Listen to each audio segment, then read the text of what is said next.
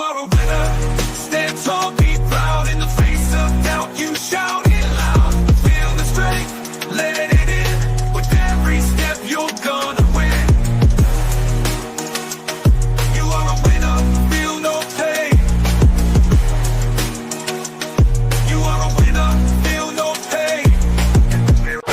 Yeah, I woke up feeling like a champion. Every move I make, I got the stamina. Eyes on the prize, never lose sight. Grinding every day, pushing through the night. Got the fire in my soul, never back down. In the ring of life, I'm the one with the crown. Sweat and tears, yeah, I paid the cost. Every battle fought, I'm never lost. Hit the floor, you are a winner. Stand tall, be proud. In the face of doubt, you shout it loud. Feel the strength, let it in. With every step, you're gonna win. Every challenge met, every goal in sight. In the gym, on the grind, it's a warrior's fight. From the bottom to the top, yeah, I've been there. With the heart of a lion, I face the dare. No fear, no limits, just pure drive. In the race of life, I'm alive. With every push, with every strain, I'm a winner, feel the gain. Hit the floor, feel the power.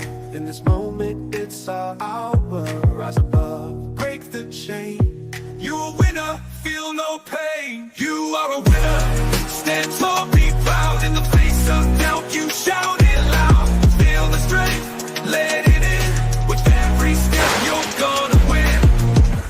In this moment, own your name. You are a winner in this game. You are a winner. Stand tall, be proud. In the face of doubt, you shout it loud. Feel the strength, let it in. With every step, you're gonna win.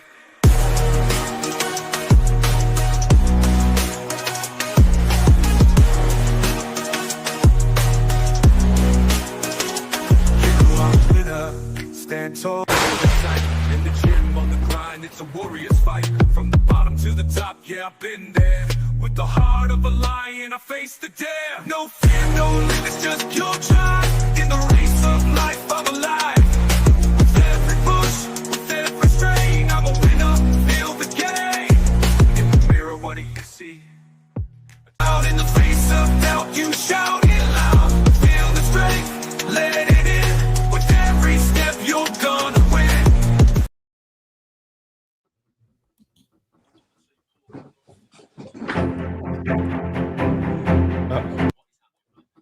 Wrong button. Like, comment, and subscribe. Can I push the right button? Can I push the right button? I'm even confused over here. I don't know what I'm doing at this moment. But big up to everyone joining us live. Big up to everyone joining us live for wherever you're joining us from. Need Sound is back again. What a result! Whew. What a result! What a game! Welcome everyone to BlueClouds Media live stream. My voice is even gone. My heart is still pounding, and my mind is blown by what we just witnessed at the London Stadium. What was a statement from Chelsea today? 5 goals, a masterclass in attacking goal or attacking football, and a performance that has everyone talking. We saw a bit of everything today's game. Paqueta Thunderbolt, a brilliant team goal, and absolutely goal face, and some impressive debut. But what was the turning point for you? What did you see? Was it a João Pedro equalizer, or was it a back-to-back goal from Neto and Enzo Fernandez? I've got so many thoughts on this game or this performance, the incredible impact of our new signings and what it means to the rest of the season. But I want to hear from you. The chat is open, so get involved. Get in the comment section below. Let me know what your thoughts are on this game. Let's discuss this demolition job all together. Join the live chat right now. Let's get the show going. Stick with us. Need Zion 7G, everyone.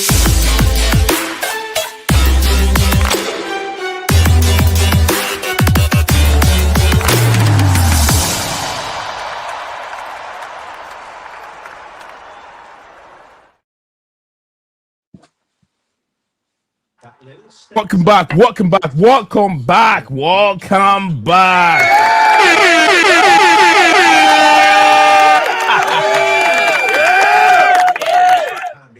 Please, somebody got this radio coming in. I can hear radio coming in. Please help me out here. Please. Thank you very, very much. The chat, guys, the chat is gonna be open. I will drop the link in there. And anyone watching this live who wants to join the live chat, don't forget, you're always welcome to be a part of it. I want to open the chat. I'm not going to talk too much about what an impressive performance team went down, but they never gave it. They never gave up. They went on to push, and we end up seeing 4, 5, 6, 7. I was hoping for more goals, but it looks like the second half changes. The boys were told to manage the game. You could tell they were not moving forward. They were just controlling the ball and controlling what we call managing the game is what we saw. But open the chat. Yusuf, jump in. Stephen G, DJ Sav, Chelsea Dan, and Diamond, the Everton fan. Soon we're going to go to this Mr. Dickinson Stadium to see what Everton have in their pocket. But anyway, Yusuf, over to you. What's your take on today's game? Keep the comments coming. I've seen you, Real Gentle. I'm sure that's the name. Real Gentle, I've seen over there. Diamond, I've seen your comment. Chelsea Dan, I've also seen Cole Palmer, seen your comments over there. Real Gentle. Also, they says, what's the update on Xavi Simons? Nothing yet, but Xavi Simons have played the last game for RB Leipzig. And very soon, hopefully either tomorrow or Sunday, we may hear a here we go. It's almost done. 85% is what Fabrizio Romano gave us, but I think it's here we done. Here we go. Sorry. So today, tomorrow, we might get an update on Xavi Simons. Nothing yet today, but thank you very much for joining us on the show today. Cole Palmer said, we smoke West Ham United. I told you guys it's going to be a cricket scoreline. Joseph, over to you. What is in your mind? I'm just saying, I'm in the wrong attire. Let me just change something.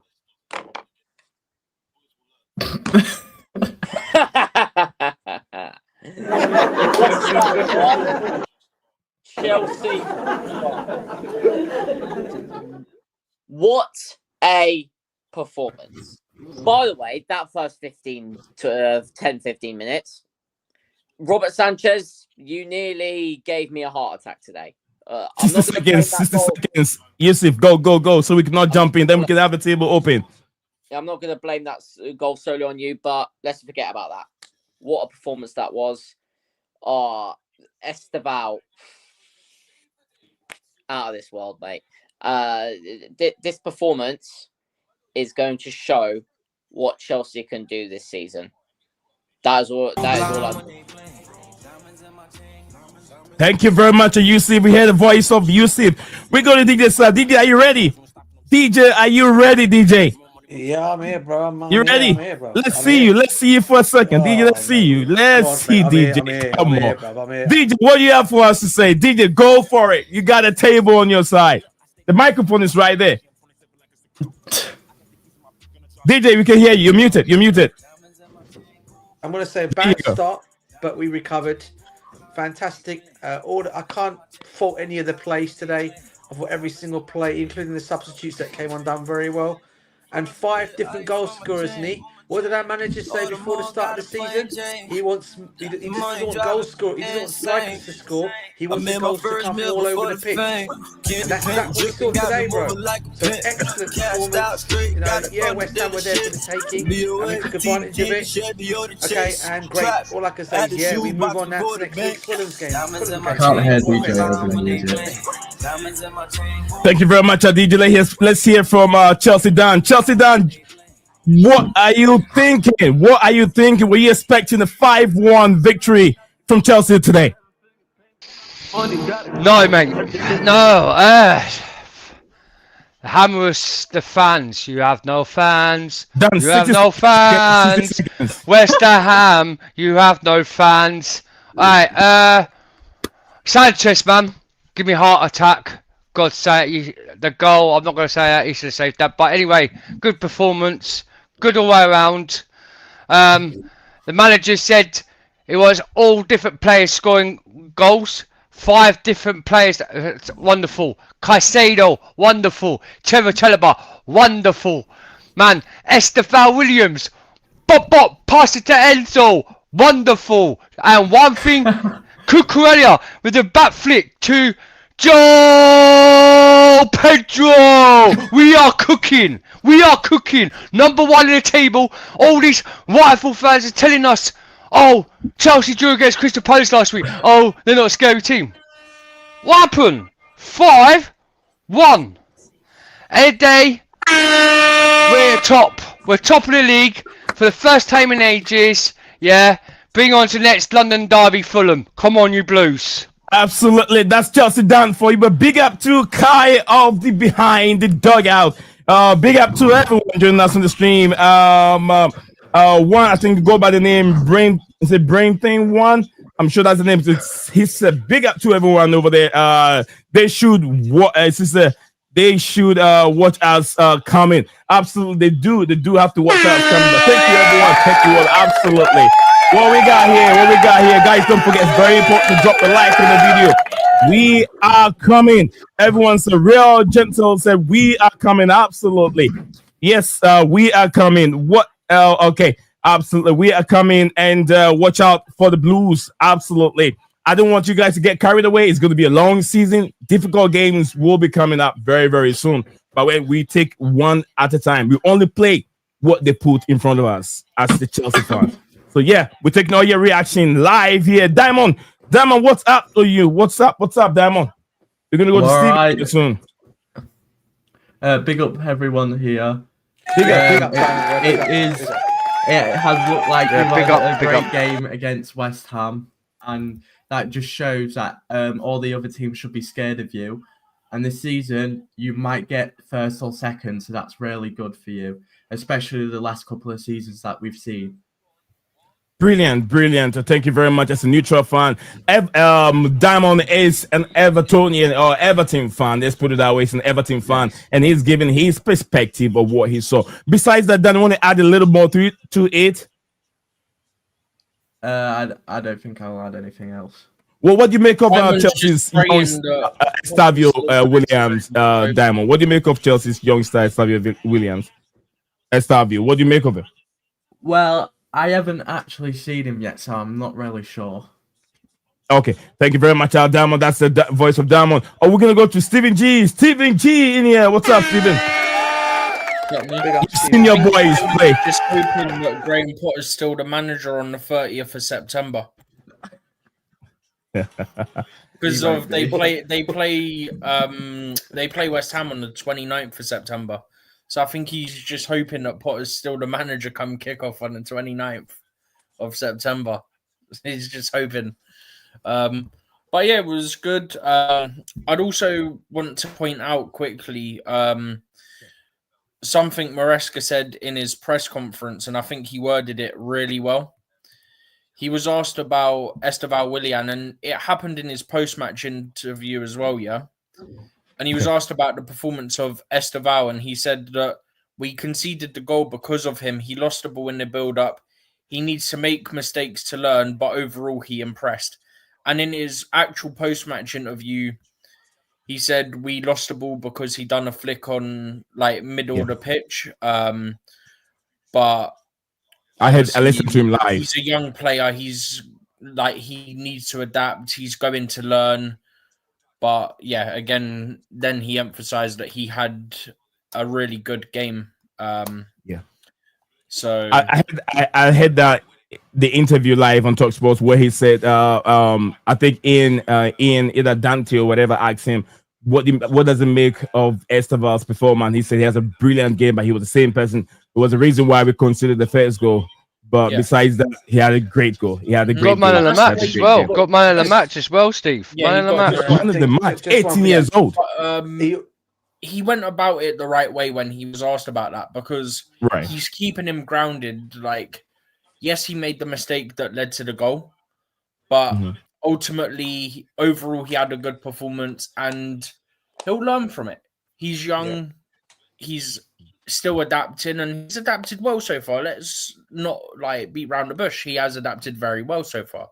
Yeah, exactly. But, like Maresca said, and like what we're saying, he's a young kid. He's 18 years old.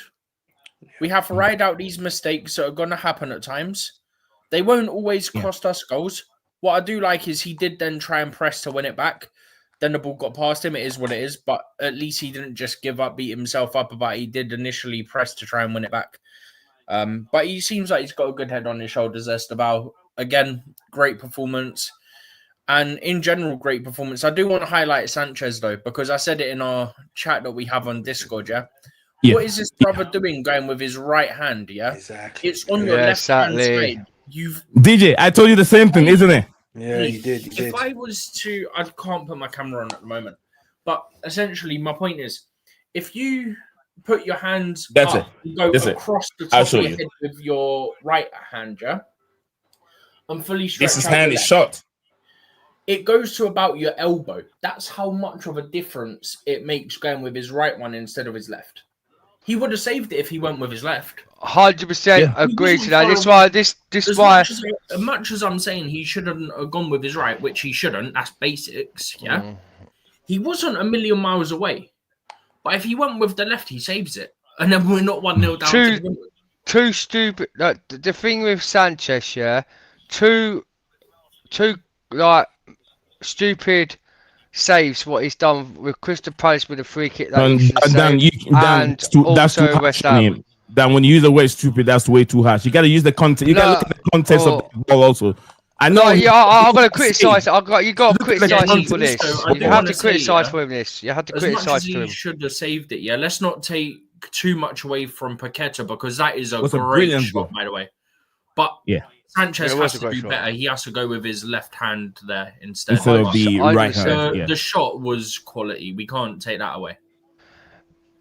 A top decent goalkeeper would save them all day long, but he had a very, very nice game. There was a shot that he even saved, but then the player was offside. Let's give him the credit. I give him a credit. Take all the negatives away. No, the thing is, can we actually trust this goalkeeper? The way it's not necessary. It's not necessary. That's the goalkeeper we have right now. We don't have to dwell on him. Let's talk about today's positivities from today's game, Dan. Don't worry about is he going to be, can we trust him? He is going to be your goalkeeper to the end of the season, whether you like it or not. I want you to take it today. What you trust him or not, that's what you have. The owners seen what happened today from the goal, and then they realised that they need a decent goalkeeper. One thing on it, Dan. One thing on it as well, Nee. When I don't know if you saw, but I think when the goal went in, they did show the camera. Big up to you, JC. They did show the cameras going towards the bench face afterwards, and obviously Maresca was shaking his head as well, so he wasn't happy about that. But hey, listen, it was okay. Look, he's done a mistake. I mean, the best thing for him to probably go and do is what he did before the Club World Cup. Go and cut his hair all off, become that bald guy again. Yeah. Okay. Yeah. And then you can go and perform like you did in the Club World Cup, mate. Yeah. Because he was performing like he was excellent like that. But he's shaking his bows. He just said, "It's like, listen, I'm not gonna take any negatives today, right? Yeah, we won the game. We played brilliant. Okay. Yeah, we conceded a goal. All right. Okay. Every one of the teams played well. Yeah, Estêvão did a couple of mistakes today, and the kids learning. Yeah. Okay. It can happen. Okay, what I'd also like to say is, just to let you, Stephen, I know Stephen spoke about it earlier, going back to Maresca's post-match, he also explained the whole Cole Palmer situation as well, just to let people know. And he goes, all it was a caution. They're going to have to see what the situation is in the next couple of hours or something, he said like that. So it was only a caution. That's why he took him off. So there's nothing to do with the fallout with him. But he did also say he had an issue before the Palace game as well. The last couple of apparently it's been in the last 4 or 5 days. He said it as well in training. He's been feeling something. They just didn't want to risk it. That was all. But he also said we have to see in the coming hours as well, which doesn't sound good. Yeah, at the same time, yeah. The positive side of it is after next weekend we're in international break. Yeah, that's right. That's right, we are. Do we play for England game, Stephen? Huh? Do you reckon that Thomas Tuchel should play him for the international game? Because we knew the side at the Crystal Palace, you could tell that there was something going on in that game in Crystal Palace for Cole Palmer, and all this training had a bit of shaking, and then suddenly now today, that he's had a caution that they knew about. And Cole Palmer went to the mascot. You know full well, looking at the picture, he was disappointed not to play. and he's probably angry from himself, but he because now it's a caution, and he told Enzo, and that's why we did the first change to Estêvão Williams. I think he needs to try have a break. I think what they should do is not play him in international for the next big game coming up after the international for Chelsea. I think they need to rest him like just to make sure nothing seriously. Because last season, like you said, like we gave him injection to carry on playing him the whole season, and we don't want that to happen. So that's why we need to hurry up with Xavi Simons, because he could play that position where Cole Palmer's playing, where we could rest Cole Palmer in a few games. Yeah, I do agree with you. That Dan, I do agree with you. I think when Xavi comes in, and it's not going to jump in straight away, Dan. You have to remember it will take him some few more games to understand. He'll come back from the bench, and we can put Xavi Simons in that middle and push Estêvão to that right hand side. But he did well. He did good after the first mistake. He understood too many flicks. That Brazilian samba style of play is within him. A little bit is okay, but too much, you lose the ball, and that can result into goals. In Premier League, if you lose the ball at that position close to that goal, it's going to end up being the back of the net, because you got too many quality players in this league. But thank you very much, Dan. And JC, welcome back to the show. What's in your mind? What did you see? Expectations? Were you expecting that number of goals? I know you did talk about the prediction earlier on. You said about 6 goals or something, and I even said, yeah, I do agree with you. What is in your mind, JC? Yeah, hello everyone. Yeah, hello. It's very refreshing. I think I said 5-0 or 5-1. I said so. It's fun. That sometimes one of those. Yeah. So it's fun to. You said 5-0 or 5-1. Yeah, exactly. Although I was still disappointed, because that boy Cole Palmer, he was the captain in my fantasy league team. So, but still got some points from João Pedro. Yeah, football looked good. We played well. We really controlled the game after like 10 minutes or so. And settled down after we settled down, and football was free flowing. We have improved dramatically in set pieces. 3 corner goals. Imagine 3 corner goals. We didn't score 3 in the whole season. So Hang on, wasn't it Dan saying that we don't score from set pieces? Yeah. Dan. Sorry, JC, I didn't mean to. I just had to make a point while you're on it. Yes, we're playing against the West Ham team, Steve. Yeah, but it's the first time we actually got a set piece.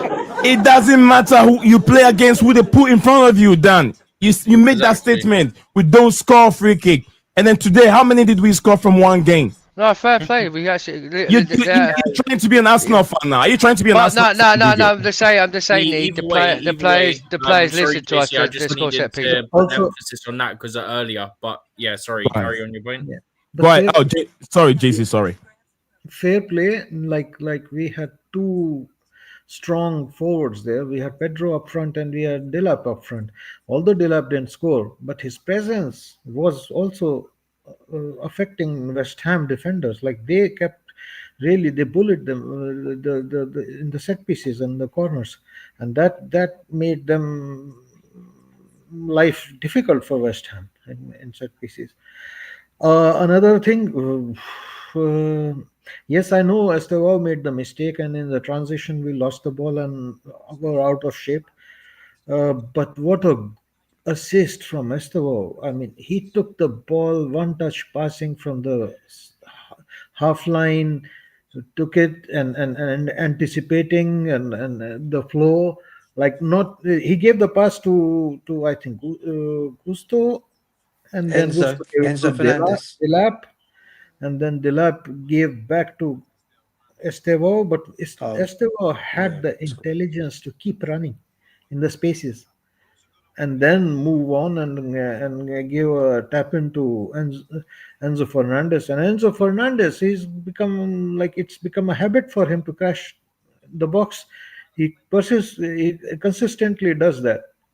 And I think the game changed the moment when we saw Chalobah make a run.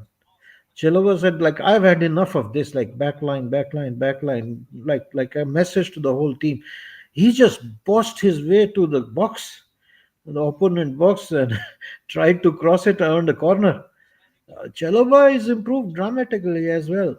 Yeah, Uh, yeah, For yeah.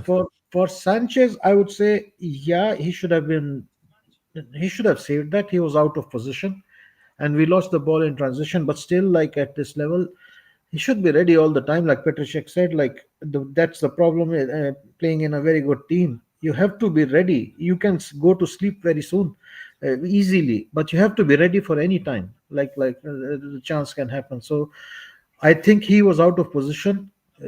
I think the problem is not the left hand or the right hand, because I see all the time goalkeepers do that, and the reason is because they have to take a fall, and they always go with the opposite hand a lot of times, and it's 50-50, and it's instinct. So it was not, I think, for me, it was not the which hand he used. It was he was out of position. He was a little bit forward. He should be back, but it was a transition goal, so okay. But still, today I think it was an error. he should be he should be ready all the time. But then again, in the game, he had a fantastic save as well. Amazing, incredible save. Like in the second half, it was, I suppose, going in the top corner, and he somehow managed to flick it to the post, or above that post. But okay, Sanchez didn't play, had so much influence on the game, so we move on from Sanchez. But another point I want to make is the ease with which we were moving the ball through the lines, from back to front to midfield, back front, and you can argue that the press of West Ham was lousy. Like they had 3 or 4 players pressing up front, and then the rest of the team was sitting back and in a kind of a low block. So there was acres of space for the midfielders, or it was the midfielders' movements. Because last game Enzo played on the right side. This game Enzo was in the normal usual position, a little bit further than Caicedo, but on the pivot role, or in the more forward thinking role, but in the middle. That also helps the defenders Okay. to give these line breaking passes. Mhm. The game was became it becomes a lot more easier. So that free flowing football materialized. And finally, a word for Reece James in the midfield for 50 minutes or so. Oh man, he bosses the midfield like I don't know, like he's or like an orchestra or something. He is tackling, stealing the balls with ease. And there was one kind of a long pass on the carpet he made. It was such measured pass. I mean, astonishing. Like it has a name. I didn't know. I'm not sure. I mean, I was not sure whether it was him or Andre Santos. Santos also had a good game. He did when he So came on. yeah, so I think we have a complete squad, and any additions will Okay. only make it stronger. And the only weakness I see is if we have injuries. Right now, it's good to see Fofana is back, and Chalova made a point, like try him also for these line breaking passes. He's been not Yeah. been used in that role. And Maresca criticized Fofana. Maresca criticized who else? He criticized there was another player he used, Badiashile, in the final of Conference League. He said like I Yeah, put two of them. losing. The West 45 minutes if you've ever seen, or if you've Yeah, had, yeah, yeah. Fofana The and worst in that Badiashile. role, and he mentioned Fofana, but he But weren't he didn't mention disputing. anything about Chalova. Try Chalova as well. Try Okay. Chalova as well. Nee, just a JC, quick thing, bro. Jesse, Sorry, let Nee, me, just a quick thing. let me get Jesse. Yeah. You want to wrap up so we can hear from this DJ and quick- Dan, and quick so they thing, can also Scott. jump in for a bit. So, Yeah. so overall, I think it's a good, fantastic performance. Right. It was anticipated, and it was it was expected. We have 3 more games which we should win. That should give more momentum to the team, because they are relatively easier game. And once we have the momentum, then we go, I think, play, if I'm not mistaken, Manchester United. And that's the game. Before that, the 3 games, I hope we win those. And to Cole Palmer, get well soon. Otherwise, my team is suffering in the fantasy league. I really want him fast back and running and up the trails. Good game. Just a quick thing on Cole Palmer. I don't know if it was mentioned before the match or is it just Nizar Kinsella just put something out about 40 minutes ago. It says Maresca on Palmer's groin injury. Yeah, I have it on the screen, DJ. You got the it? screen. Oh, you got it? Is that the one? I didn't see that. I didn't see it. I can't even see it, bro. Have you? It's because the text is on the right hand side. Hang on. If it is a groin injury, somewhat similar to Enzo had, then it's a very annoying injury. It keeps repeating, and in a sense, like you have to take a rest to cure it. And then apparently he had it in the Palace game. He apparently had it in the Palace game, JC. Yeah, so he will be playing through pain then, because the best way is to rest, and then you have to rest for a long time, like 2 months, 3 months, 4 months. Yeah. But you can play with the pain. But like if you come back, and if it is not cured properly, then again you snap it up, and then again you are down, and then again you have to take a rest. So it's very unpredictable and all. I think Enzo eventually went and had surgery. He played through the pain and then had injury. So if it is that one, then it is not really good news. I hope like he's fine and it's not serious. I hope. Thank you very much. Thank you very, very much, JC. That's the voice of JC, top Chelsea supporter. But we have one comment from Kai of the Behind the Dugout. This is, I love the Estêvão. I love that Estêvão has the flair and like to try difficult things. I can't. There's something blocking it over here. He likes to try. He has a flair and likes to try difficult things. It's dying in the game of football because football is becoming more robotic. Players like Estêvão or him is watching him. It's a fresh of what fresh air to watch. I think a breath of fresh air. That's what it means. So something's, I don't know what is why it says solo layout and all that stuff on this text on my screen here. I don't know why. Oh, there's something on my screen. But yeah, big up to you. Thank you very much, Kai from the Behind the Dugout. Diamond said Everton have agreed 45 million deal to sign Southampton winger Tyler Dublin. The deal includes the deal includes 6 million and add-ons and 20% sale on clause. Dublin made something's over there. Is it 22? 20? Is it 32 or 22? 20% in the Premier League for the Saints. Okay. Then the last one again. He said, "Let me see if I can get that one in there." It says the last season. I think it's a continuation of the first one. The last season and was this is what was eager Wizard to exploit a return to the top flight this summer. Why am I not seeing everything? Steven, let's see what's happening. I probably have to refresh my stream. Huh? But anyway, yeah, the text, everything's not displaying. In about 10 minutes. Yeah. You want me to read it out? No, I can't. Everything's not displaying on my screen. The last thing here says summer, something summer, but I think that's all. That's the last one. Oh yeah, no, that's it. Yeah, that's it. No, yeah, that was the end of that one. Top flight this summer. That's the most recent one. Okay. All right. Thank you very much, Dan. Thank you very much. We'll move on from there. JC said a big up to everyone. A great start to the weekend. Enjoy the weekend and UTC. Up to Chelsea. Thank you. Guys, what about the defense? We've talked about Sanchez a little bit. I don't want us to focus on Sanchez because that goal is a worthy of a goal from Paqueta. He would have done better with his left hand, but I saw something nice, something that a champion struggled with. That pass from the defense to the middle.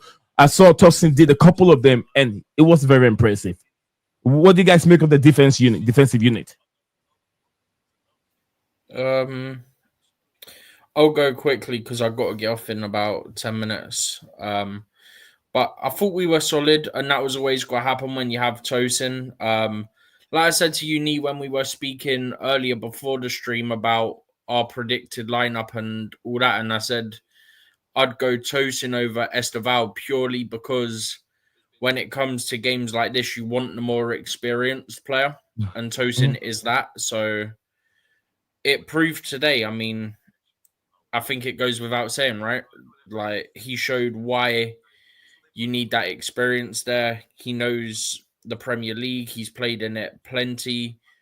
And he just showed that with experience, you are able to understand the flow of the game. You can read the game better as well, naturally. And obviously, you're more advanced, so to speak, the majority of the time anyway.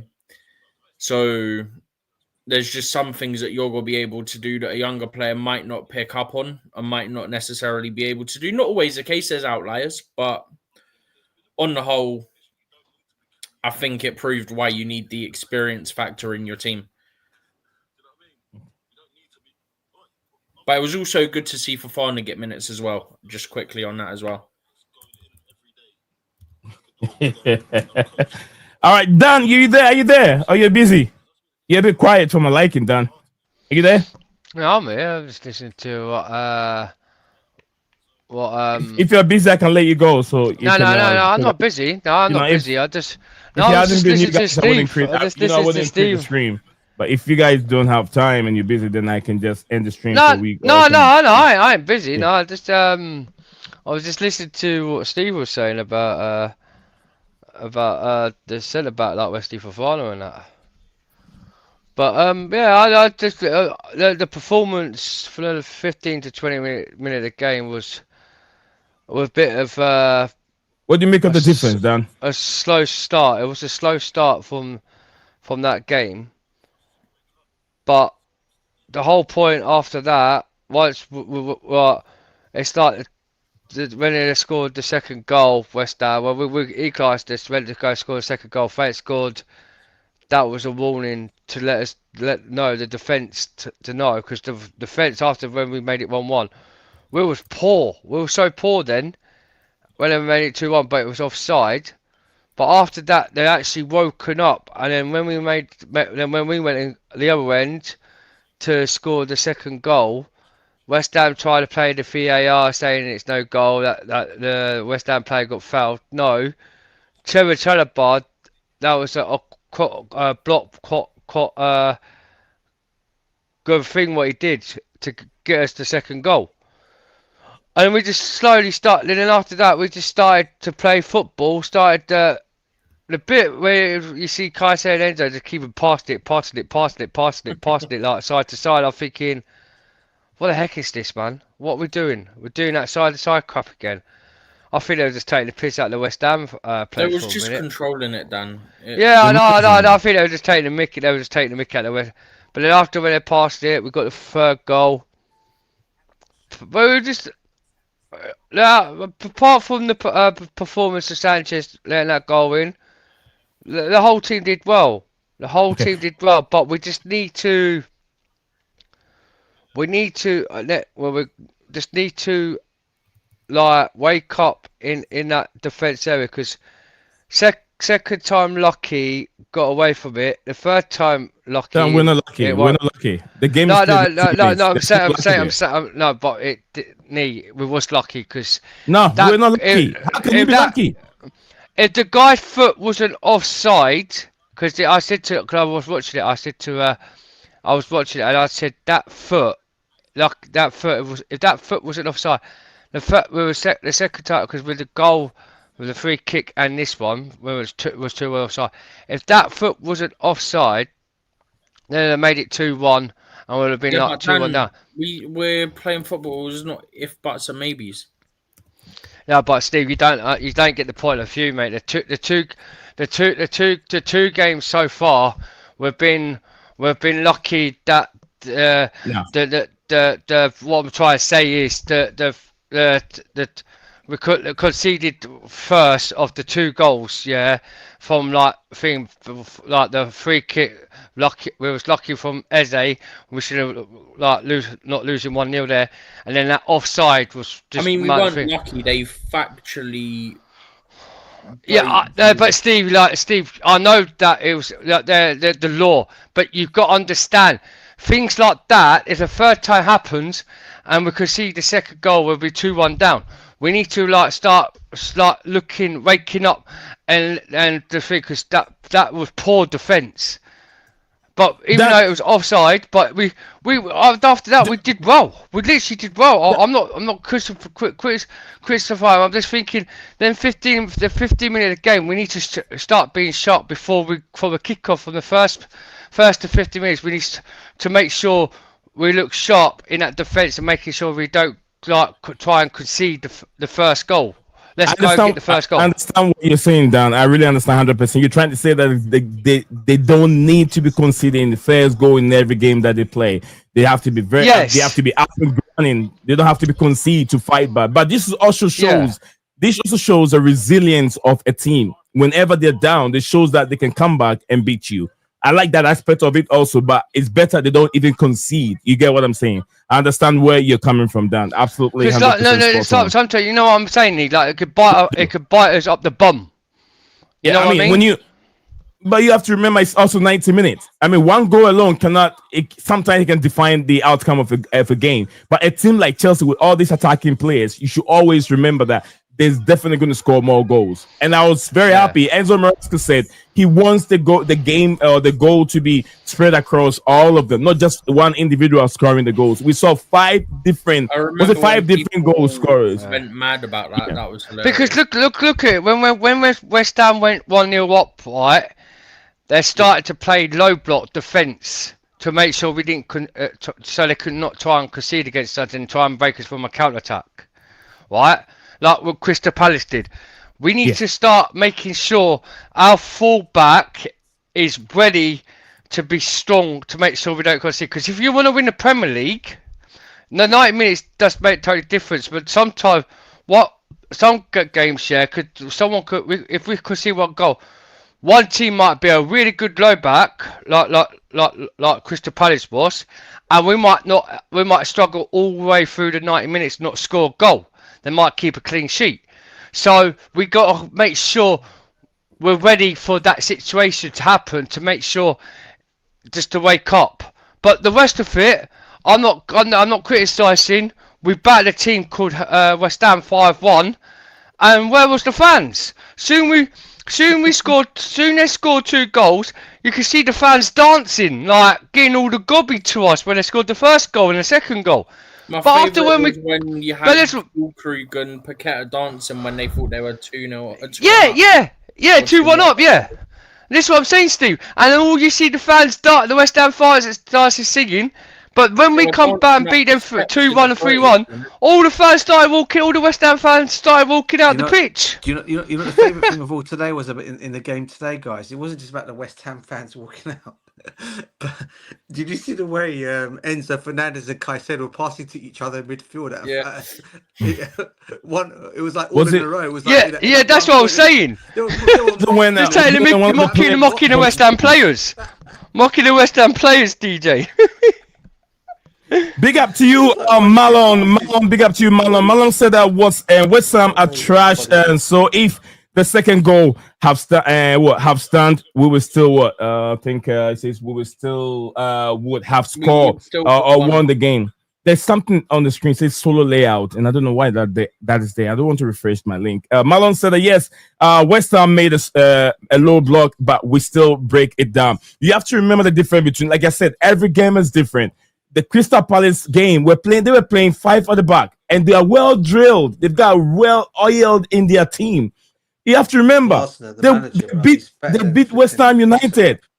Yeah, they beat not West Ham United. They beat Manchester City to get the FA Cup. They beat Liverpool for the Community Shield. And also, the manager is a good manager. The manager has won the Europa League before. Oliver Glasner is not a very fluke manager. He's a good manager. So if Chelsea drew that game against Crystal Palace, to be honest with you, I would say they've done well. Coming from a long season, going to Club World Cup, they haven't had much rest, just 2 weeks rest, and they're back again playing Premier League games. So we have to give the credit to the guys. And look at it. There was another low block, but how did we do it? We're able to nullify whatever they put in front of us to score 5 goals. So that's impressive. That's impressive. But thank you very much, Marlon, for your comments. Stephen, I'm sure you want to jump in. Yeah, just quickly, because I am going to have to go in about 4 minutes or so. You know that West Ham Central account, yeah? Yeah. 4 hours ago, they, quote, posted the Chelsea lineup and put beatable. Let's have a quick look at these comments and see what's there. So someone's put a gif of Hazard trying not to laugh. Someone's put some prediction. Someone put not with Graham Potter. Someone's put the picture of the West Ham fan who tried to invade the pitch getting strangled by security. Somebody's put, is it? Someone went, you sure about that? Somebody sent a gift saying, good. And put, enjoy Hold away next year, pal. I mean, the way it's going, yeah. And does anyone? Someone else put, laughing my you know what off. You lots keep forgetting Chelsea looks so mid on paper until you face them on the pitch.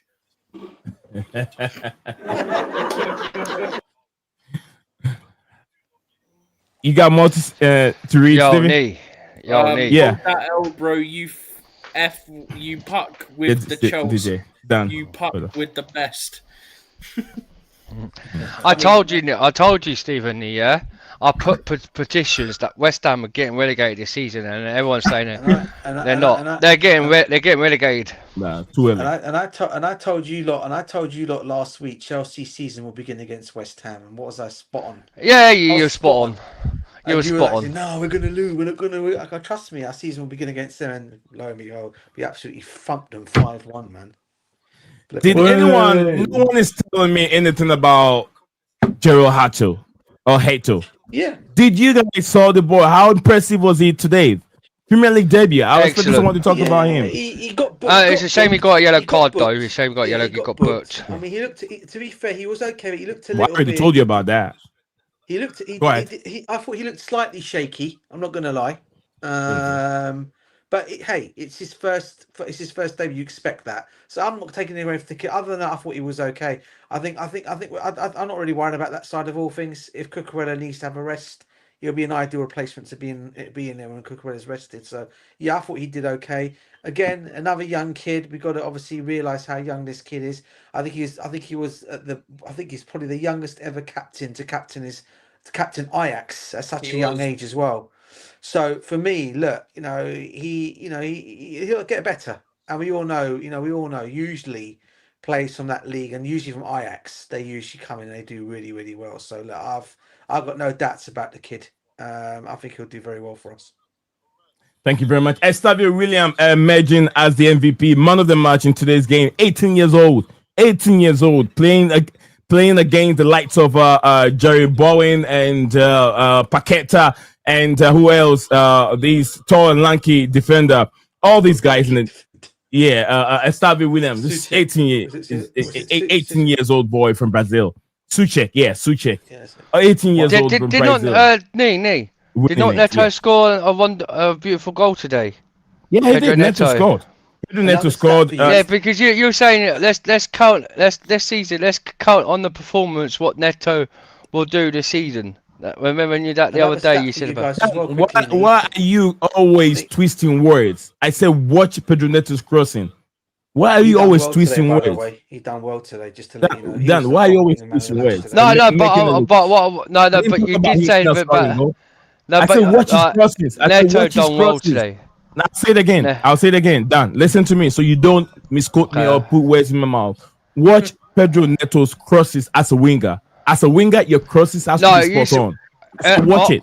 No, I did not say what you're saying. I could clip it. Yeah. Okay, Dan, And on the WhatsApp call when we was on the phone to Dills, that's when you said about his crosses on WhatsApp. I've said it here on this platform many times. You can go and find it. I said no, on WhatsApp.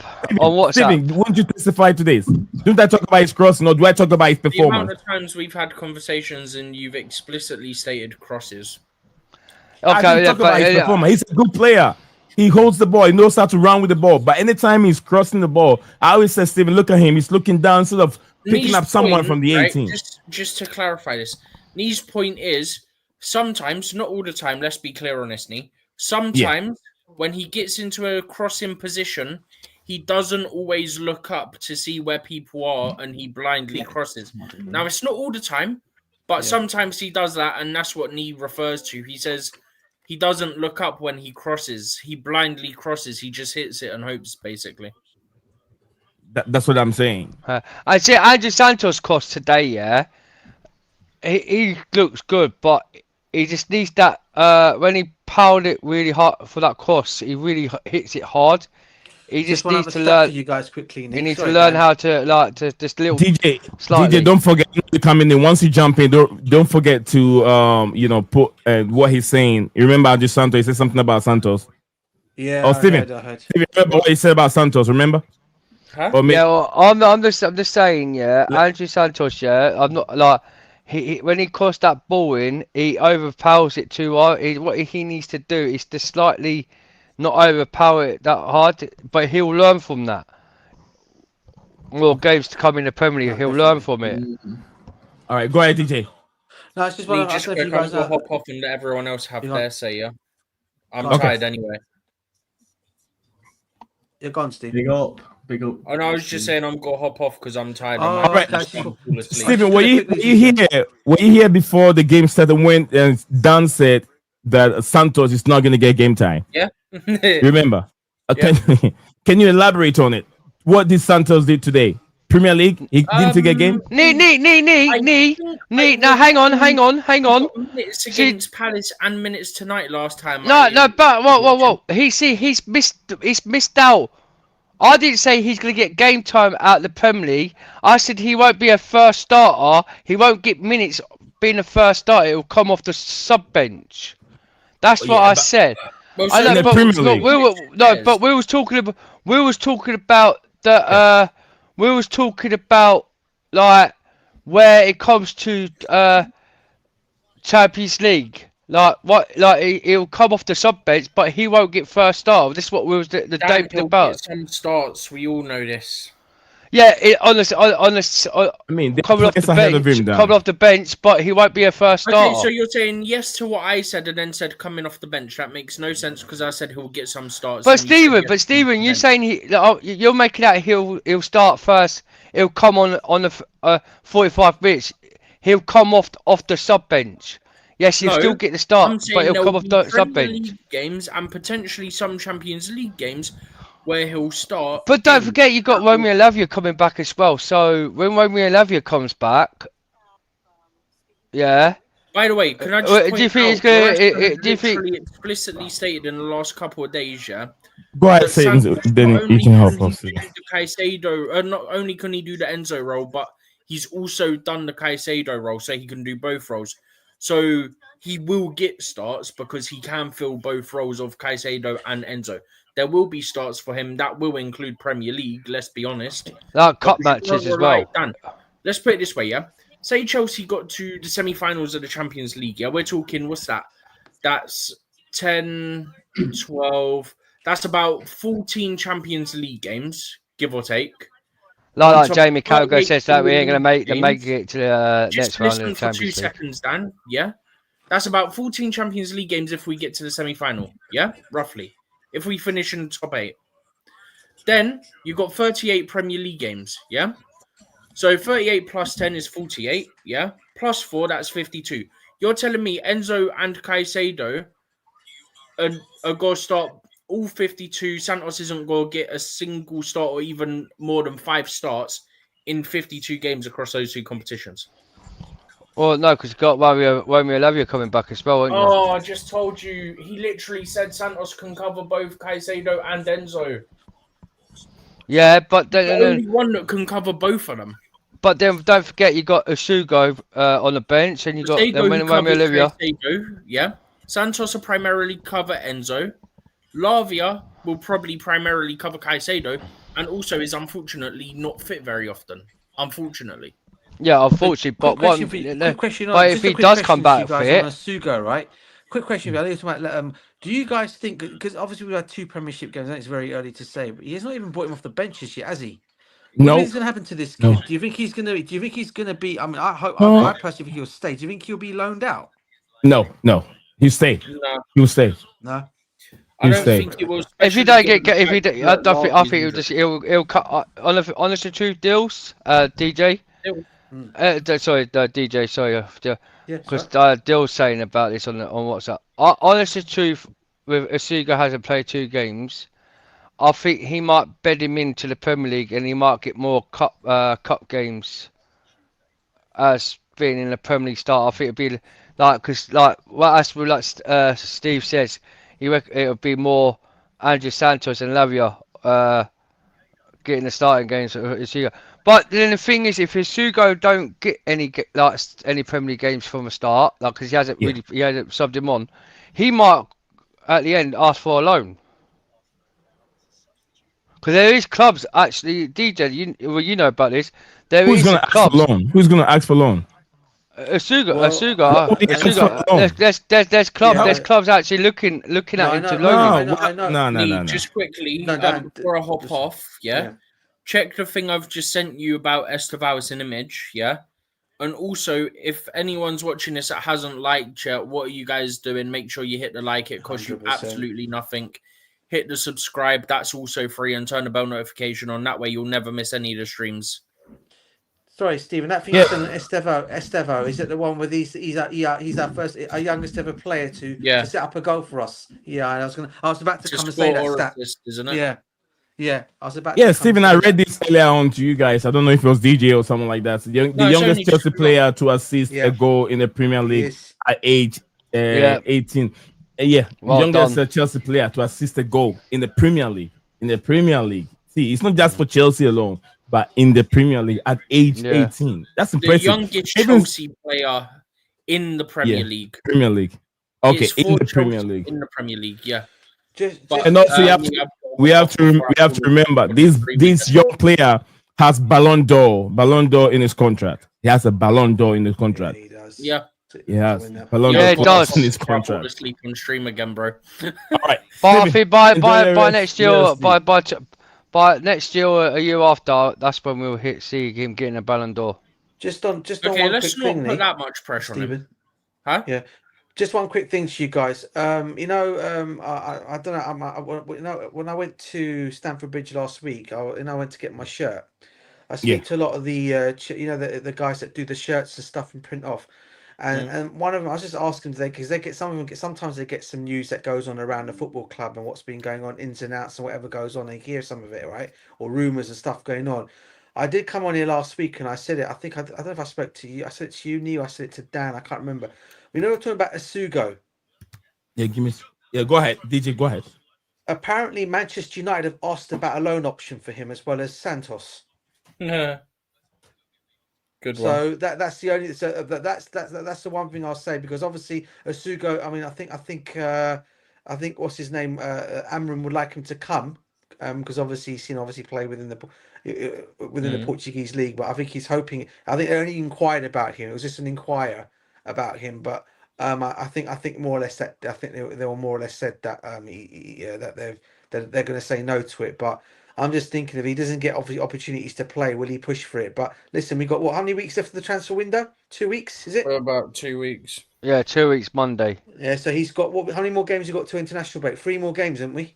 No, international breaks after Fulham. After Fulham. All right, so I don't think he's going to start them. So yeah, I mean, obviously we got the transfer deadline day after, don't we? Before that, haven't we? So before the international break begins, before the international game starts. As it begins. Yeah. So hopefully he won't get a loan out. That's all I'm hoping for, because I want him to stay. Because I don't think he will. Of him. DJ, just quickly, because this time I really do, because otherwise I'll fall asleep. Yeah, go for it, bro. Go for it. Second or third time. But Yeah, so I don't think they will because they've got to be cautious with Lavia's injury history, and also Asugo is under 21, so he doesn't have to be registered. So yeah, it's true as well. He wouldn't take up one of your 25. Plus the fact that we still got multiple players who won't be registered. Yeah, it makes sense. But yeah, on that note, I really do have to hop off. Otherwise, sleep well, bro. I'll catch up with you again soon, Stephen. Yeah? Just as Mo comes in. See you later, Steve, mate. Big ups to you, mate. Any updates to get, we'll just send you messages, bro. Yeah. No worries. Take care. I think next Sammy Simmons will be here. We go by Sunday, man. I think he's done. We pray. Need one last thing as well. At least with us being the earliest game of the weekend, we can sit back, relax, watch football in peace, and know whatever happens, we got our job done, so we don't need to worry about what anyone else is doing. Big up, Mo.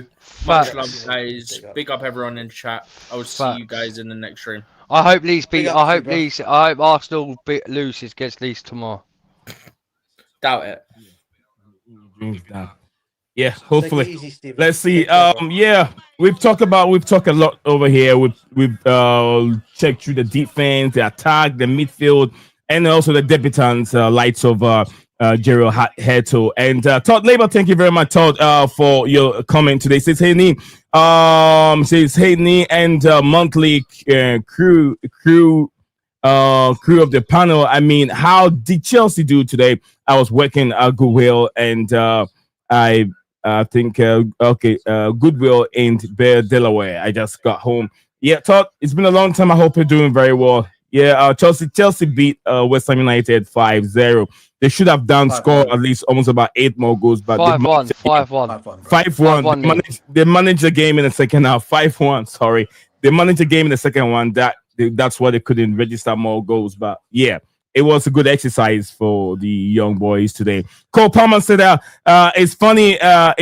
Dibbling rejected Tottenham Hotspur. Oh, everyone is rejecting Tottenham Hotspur. What is it? What is it? Anyway, let's hear from Mo. Mo is joining us. Daniel Levy's bro. Daniel Levy. I heard something that he's looking at some of the project instead of looking at the team. But anyway, exactly. Daniel Levy. He's negotiating. It's not that great. Yeah, I mean, they said Daniel Levy as a businessman is the best. He's so good, but Daniel Levy as a manager or a sporting director is very bad. What a team like or a club like Tottenham Hotspur don't have a sporting director, do they? They don't have a sporting director. Oh, do they not? They do. Do they not bring that? They do have a sporting director. Tottenham. Did they not bring Parashit? I forgot his name. Yes, the old Man City. The Man City director. Paratici from is it Juventus or somewhere? Yeah. Is it? Okay. I thought they don't have a sporting director. But anyway, Mo, you've watched the game. Are you excited? What did you see? Take us through the euphoria on what you saw on your screen. Leon Delap did not score again, but he looked impressive. João Pedro, terrifying, always scoring anytime you get a chance. Unfortunate incident, Cole Palmer was left out on the dying minutes of the game, but Robert Sanchez did what he can do. I won't take anything away from him. I thought the goal that he conceded was really worthy of a goal, but he should have done better if he had used his left hand. Also 18 years old, making history today, being the youngest Chelsea player ever to assist in the Premier League at age 18. A lot has happened in today's game. What's your take? What did you see? Share with us more. Thank you for having me on. I saw a lot of positives, a couple of negatives though.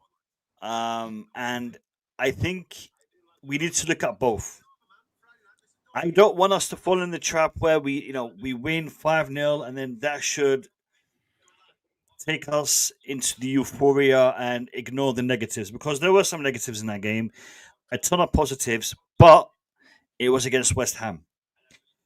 Even against West Ham, a team that is struggling, a team that isn't really supposed to give us any pressure, any challenges, they did have some good chances.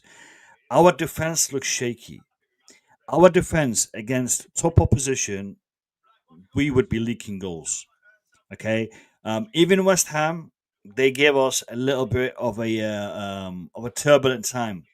Now, the goal that was conceded, Estêvão was trying to be a little bit too clever, gave the ball away. However, our defense should have closed him down. Paqueta, they should have closed down Paqueta a lot quicker than they did.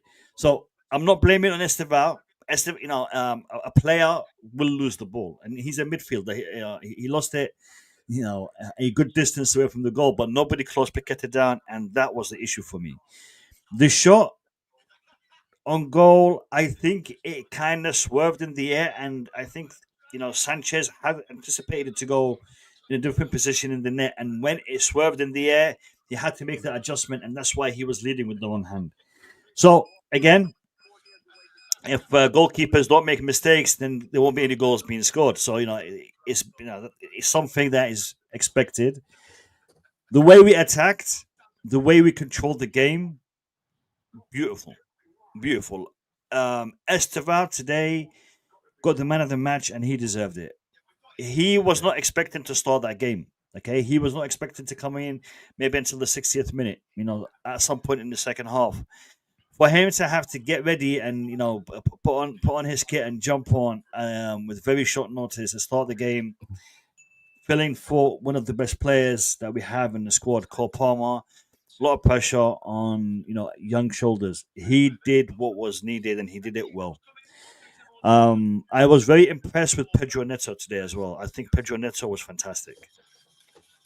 One thing I was not expecting, and I'm starting to see, we saw it in the last game. I think it was against AC Milan. Was it against AC Milan or was it Leverkusen? I am really impressed with João Pedro's aerial ability. I was not expecting to see that from him. No, he's now got 2 headed goals, 2 very good headed goals. Not just the ball bouncing off his head and ending up in the back of the net. No, his leap, his direction of the ball, 2 very good headed goals. And they are the kind of goals I'm expecting to see Delap scoring, but I'm seeing Pedro scoring. We're looking at Pedro being more flamboyant, more long-range shots, more taking the man on, and Delap being more the traditional striker, good in the air, poaching the goal. But we're seeing João Pedro's able to do both, which is fantastic. But Enzo Fernandez, good game. Caicedo, good game. Chalobah, good game. Everyone had a good game. But we need to just be a little bit more clinical, not clinical, a little more careful when it comes to our defense. Comment, and subscribe. Is that a warning? Is that like a okay? We've said enough. Do what? Is that telling me to you've said enough or? No. It's the this is it. Like, comment, and subscribe. It's just for the listeners. It's just like a jingle. It's a jingle thing, like a thing for subscription. Yeah. Good. Yeah. That's pretty much it. I mean, I think we should have to be a little bit more careful in our defensive approach to the game. And we won the game convincingly, but Maresca, the coaching staff, need to address these defensive issues now, while we can see them against these weaker sides, because they will become problematic against the stronger sides. So, good result, fantastic performance, really happy. And I hope we can, improve on the good things that we did and learn from the bad things that we did. Thank you very much. Mo. DJ, any reaction from what Mo just said regarding his assessment of the game? I think it was impressive performance. The defense, definitely. Yeah. When you have a compact defense, that you have a consistent defense, like what I'm saying, consistent defense is involving Levi Colwell for a period of games, I'll say 5 to 6 games together, and finally one get injured, the one that does what you want him to do, and you're going to bring in someone else to do what he's been doing, you're not going to get the perfect replacement. So definitely I would say it will distract your organization a bit. So I think Levi Colwell out is what Chelsea is missing. But I think that as the season goes on, the understanding of the Chalobah and Tosin in that position, they will grow in and then understand each other better. DJ, what do you think? He's more concerned with the defense. Yeah. What do you stand on it? Yeah, I mean, look, yeah, I mean, we did look sometimes today. I mean, we did look a little bit after even though we were winning the game quite comfortably. I think towards the end of the game, and I think Dan said it to me as well on a WhatsApp as well. Literally, more or less what Mo's. So they're both more or less at the same. Both right saying they're more or less at the same thing in terms of we were looking a little bit shaky at the back for the last 15, 20 minutes. Would you say, guys? Where West Ham could have scored a goal, another goal against us, but they didn't score. I think, DJ, DJ, I think that happened when we had that first changes, 3 changes. It distracted our build up. Yeah, go ahead. It did, and I think because all the changes were made at the same time, and more or less players were coming on. And look, as I said today, Hato, as I said, I think Hato, was one of them. I think looked a little bit shaky when he came on, but as I said, it's his first start in the Prem, so I expect that from him.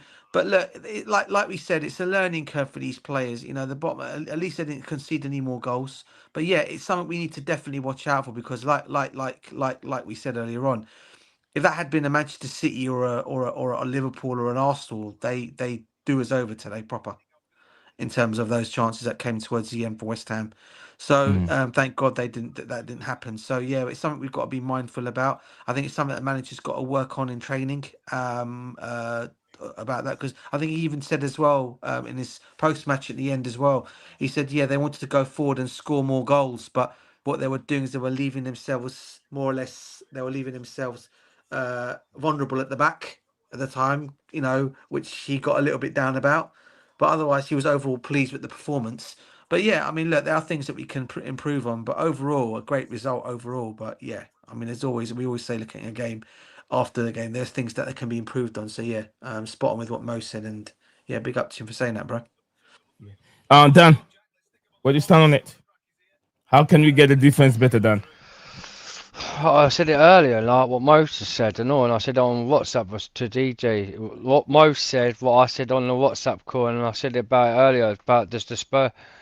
That, like I was saying to you guys earlier, the defense looked shaky before 15 minutes from the change, because we had Achapong playing against Crystal Palace last week. Then suddenly we put Tosin in.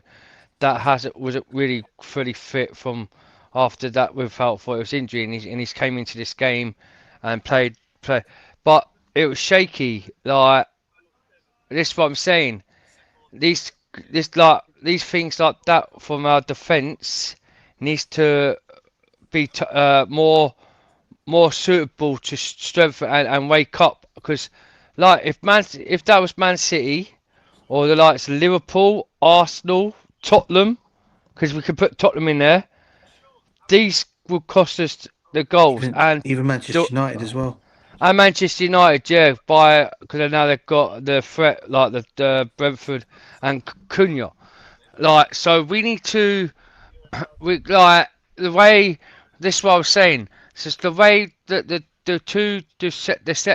set piece off the other side of the team. We were lucky. After when we made it 1-1. That was poor defending. It was literally poor defending, because even though the goal was offside from West Ham, if that foot-inch weren't offside, would have been 2-1 down. And West Ham, like poor side. Like I've heard Jamie Carragher go, and I heard was it Hart, Green, or was it the old West Ham goalkeeper who was saying. They're struggling, and they need 5 more players into that team. They need another new midfielder. They need a new centre back. And they need a new attacker, a winger. Let's talk about our team. Let's talk about our team. But I'm going to quickly. Just let me just say it. Let me just say it quickly, because I know it's our team, but we also if they need new things. And today they haven't got that side straight, because they've lost Kudus. They've lost the likes of Edison Alvarez, right, who's been part of them in West Ham team, and a few other players they've lost. Today, West Ham took loads of chances against us, but couldn't we couldn't see, and got the from the shot from outside the box with Sanchez saving it and made it go over a corner.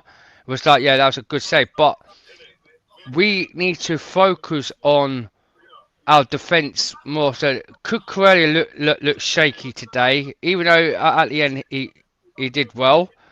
And then Gusto looked a little bit. Once he got that knock, he looked really shaky.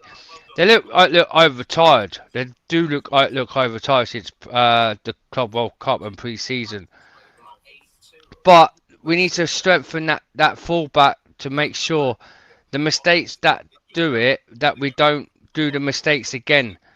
But I think time going on in each game, they'll actually grow together. As Cherry Chalobah and Tossin today, they look like they've worked together as a partnership. They did look good, but a few things on that centre back look poor from them. But they've grown into the after the 20 minutes and up till full 90 minute, they were outstanding. And then after the second half, we did some changes with Wesley Fofana coming on for was it Trevor Chalobah? Wesley Fofana for Trevor Chalobah, and someone came on for Tossin. I can't remember who came on. Well, was it Tossin? Was it still Tossin? Still play? I can't. Oh, I think. But anyway, they did some changes in that centre back, and Hato come on for Cucurella. And then Liam Delap came on. It was a shame that Liam Delap didn't get a goal today, because I thought the way I heard people he's saying he's greedy for goals. He wants to start scoring goals in the Premier League, and he didn't get the chance like João Pedro did. But time will grow with Liam Delap. He will score goals. But the defending just needs to wake up and start contribution, making sure you're solid at the back and making them mistakes don't happen again. Thank you very much, Dan. I just want to show you this. Remember, you said they what do you call it? They create so many chances against us. I just want to show you this on the screen. Statistics wise, I like to. I don't look at stats. I don't look at the stats. No. Why won't you look at stats? You said they create chances against us. The chances that they created. Hold on, Dan. You're looking at shots, targets, and you're looking at shots on goals, right? Yeah. No matter what. Hold on, Dan. You said they created chances against us, and I'm trying to show you how many chances they created, and it's right here on the screen. If you look at total chances created, they created 12 chances. Chelsea did the same thing. And they had 4 on target. Chelsea did 7. And they have big chances created. We had 7. They have only 1 big chances created. I'm sure that was their goal. So creating chances. You don't understand what I'm saying. Hold on, Dan. Let me adjust this, Nee. Let me adjust this. So on the screen there, you showed that we had 7 shots on target. Yeah. We converted 5 of those. Yeah. Yeah. They had 4 shots. Yeah, they had 4 shots on target. They converted only 1. Yeah. Now, if you look at that ratio, if they had a better team, allowing them to get 4 shots on target, that would have been a problem for us, because they had a. Do you remember one of the shots? It was a Caesar kid from Paqueta. It was nowhere going to score. What I'm trying to say, Nee, listen to what we're saying. All of that. You tell us to hold on. Listen to Mo. Come on, Mo. I'm listening. I'm trying to explain something. I'm saying, if you talk about all shots, he had a Caesar kick in front of the 18, which was going nowhere. But they counted that shot. That's exactly what I'm trying to say. A different team having a chance in that area would have converted that attack. Because West Ham are a team that is lacking, a team that doesn't have the ability to convert those chances. Okay, so that's what I'm trying to say. If we were playing against a team like Manchester City, like Liverpool, like Arsenal, those 4 chances would have been converted. Or at least half of those chances would have been converted. We would have had a more of a challenging game in our hands. So a better team would have even had more than just 4 chances. West Ham had 4 chances. Manchester City would have 7, 8 chances. That's what I'm trying to say. We are not bad in defense, but we need to improve. If we are going to challenge for the title, we need to address the defensive issue. I am hoping that Fofana is going to be able to step up, because Fofana, a fit Fofana, a Fofana who is in his element, Mhm. in his form, is a fantastic defender. So I'm hoping Fofana can get back into his rhythm quickly.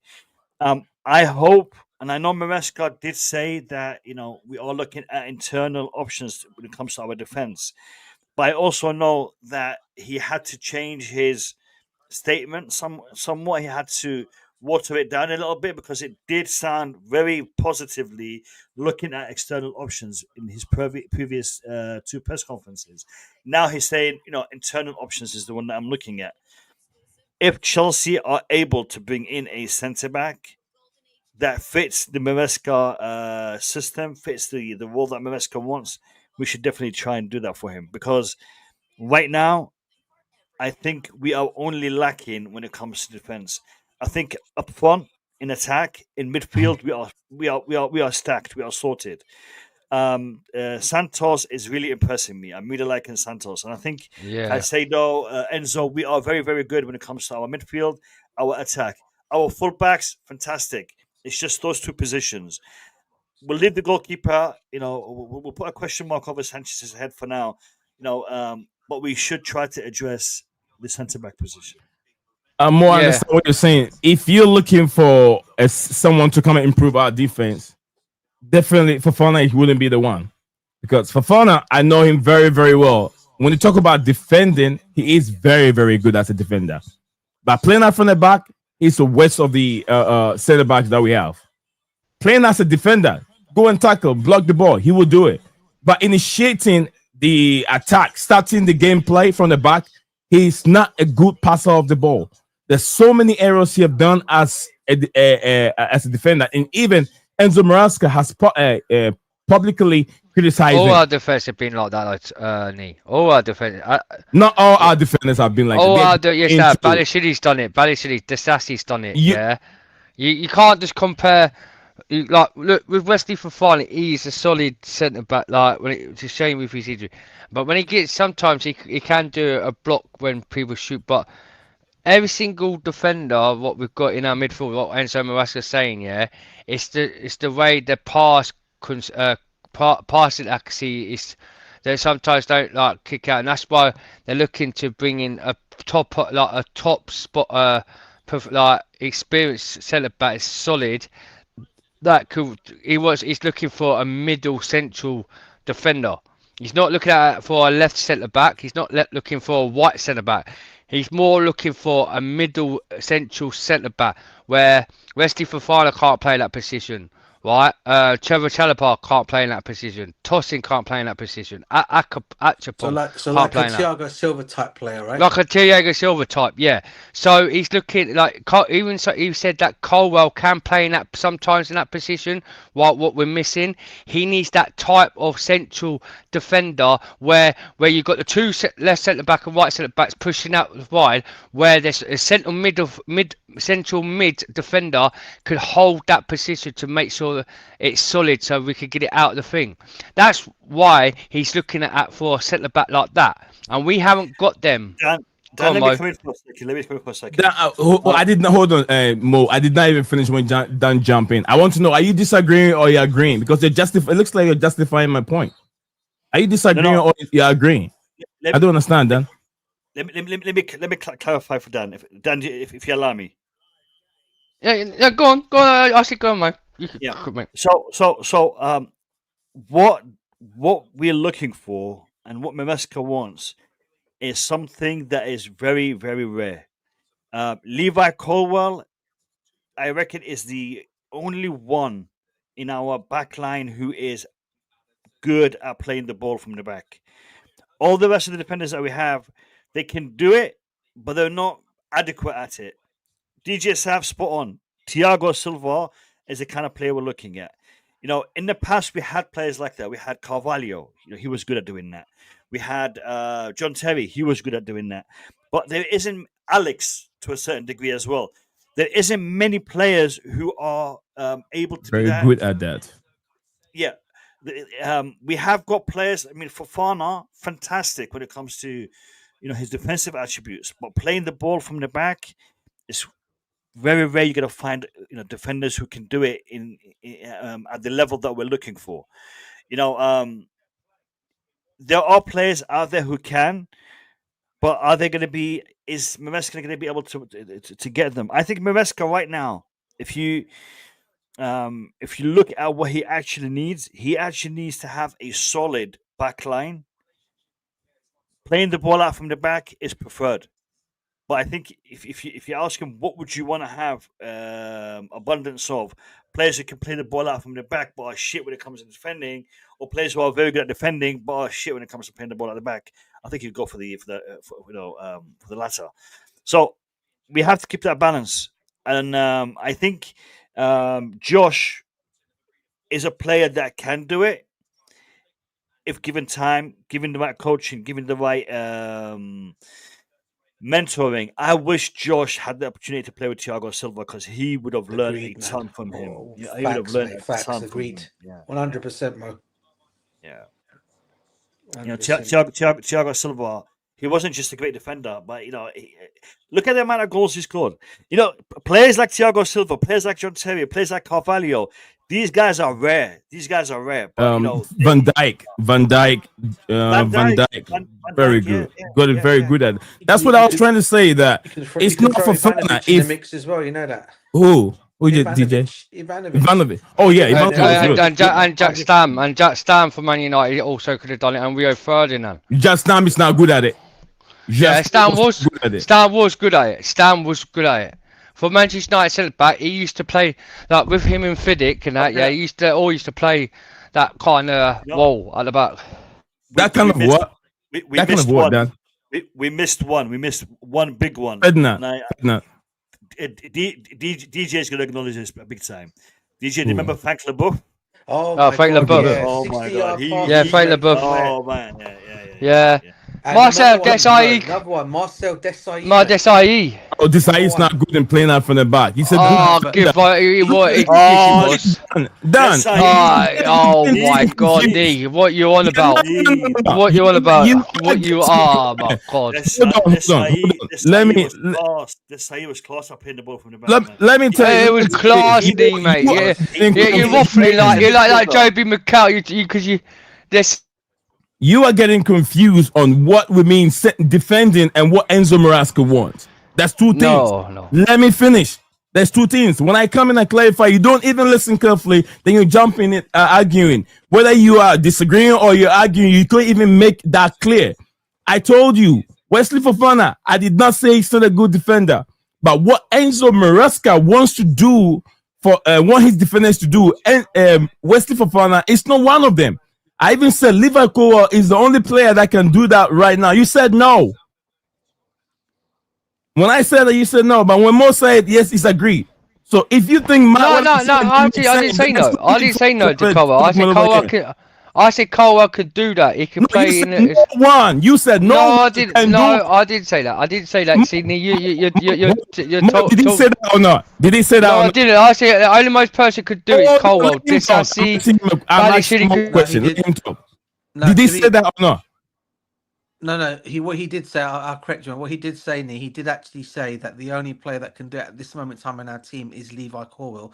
The others. Thank you. No, he did. Thank you. See, you like to put words in my mouth, Nick. Did not hear him say it. Anyone can do it. I did. I said Levi Corwell.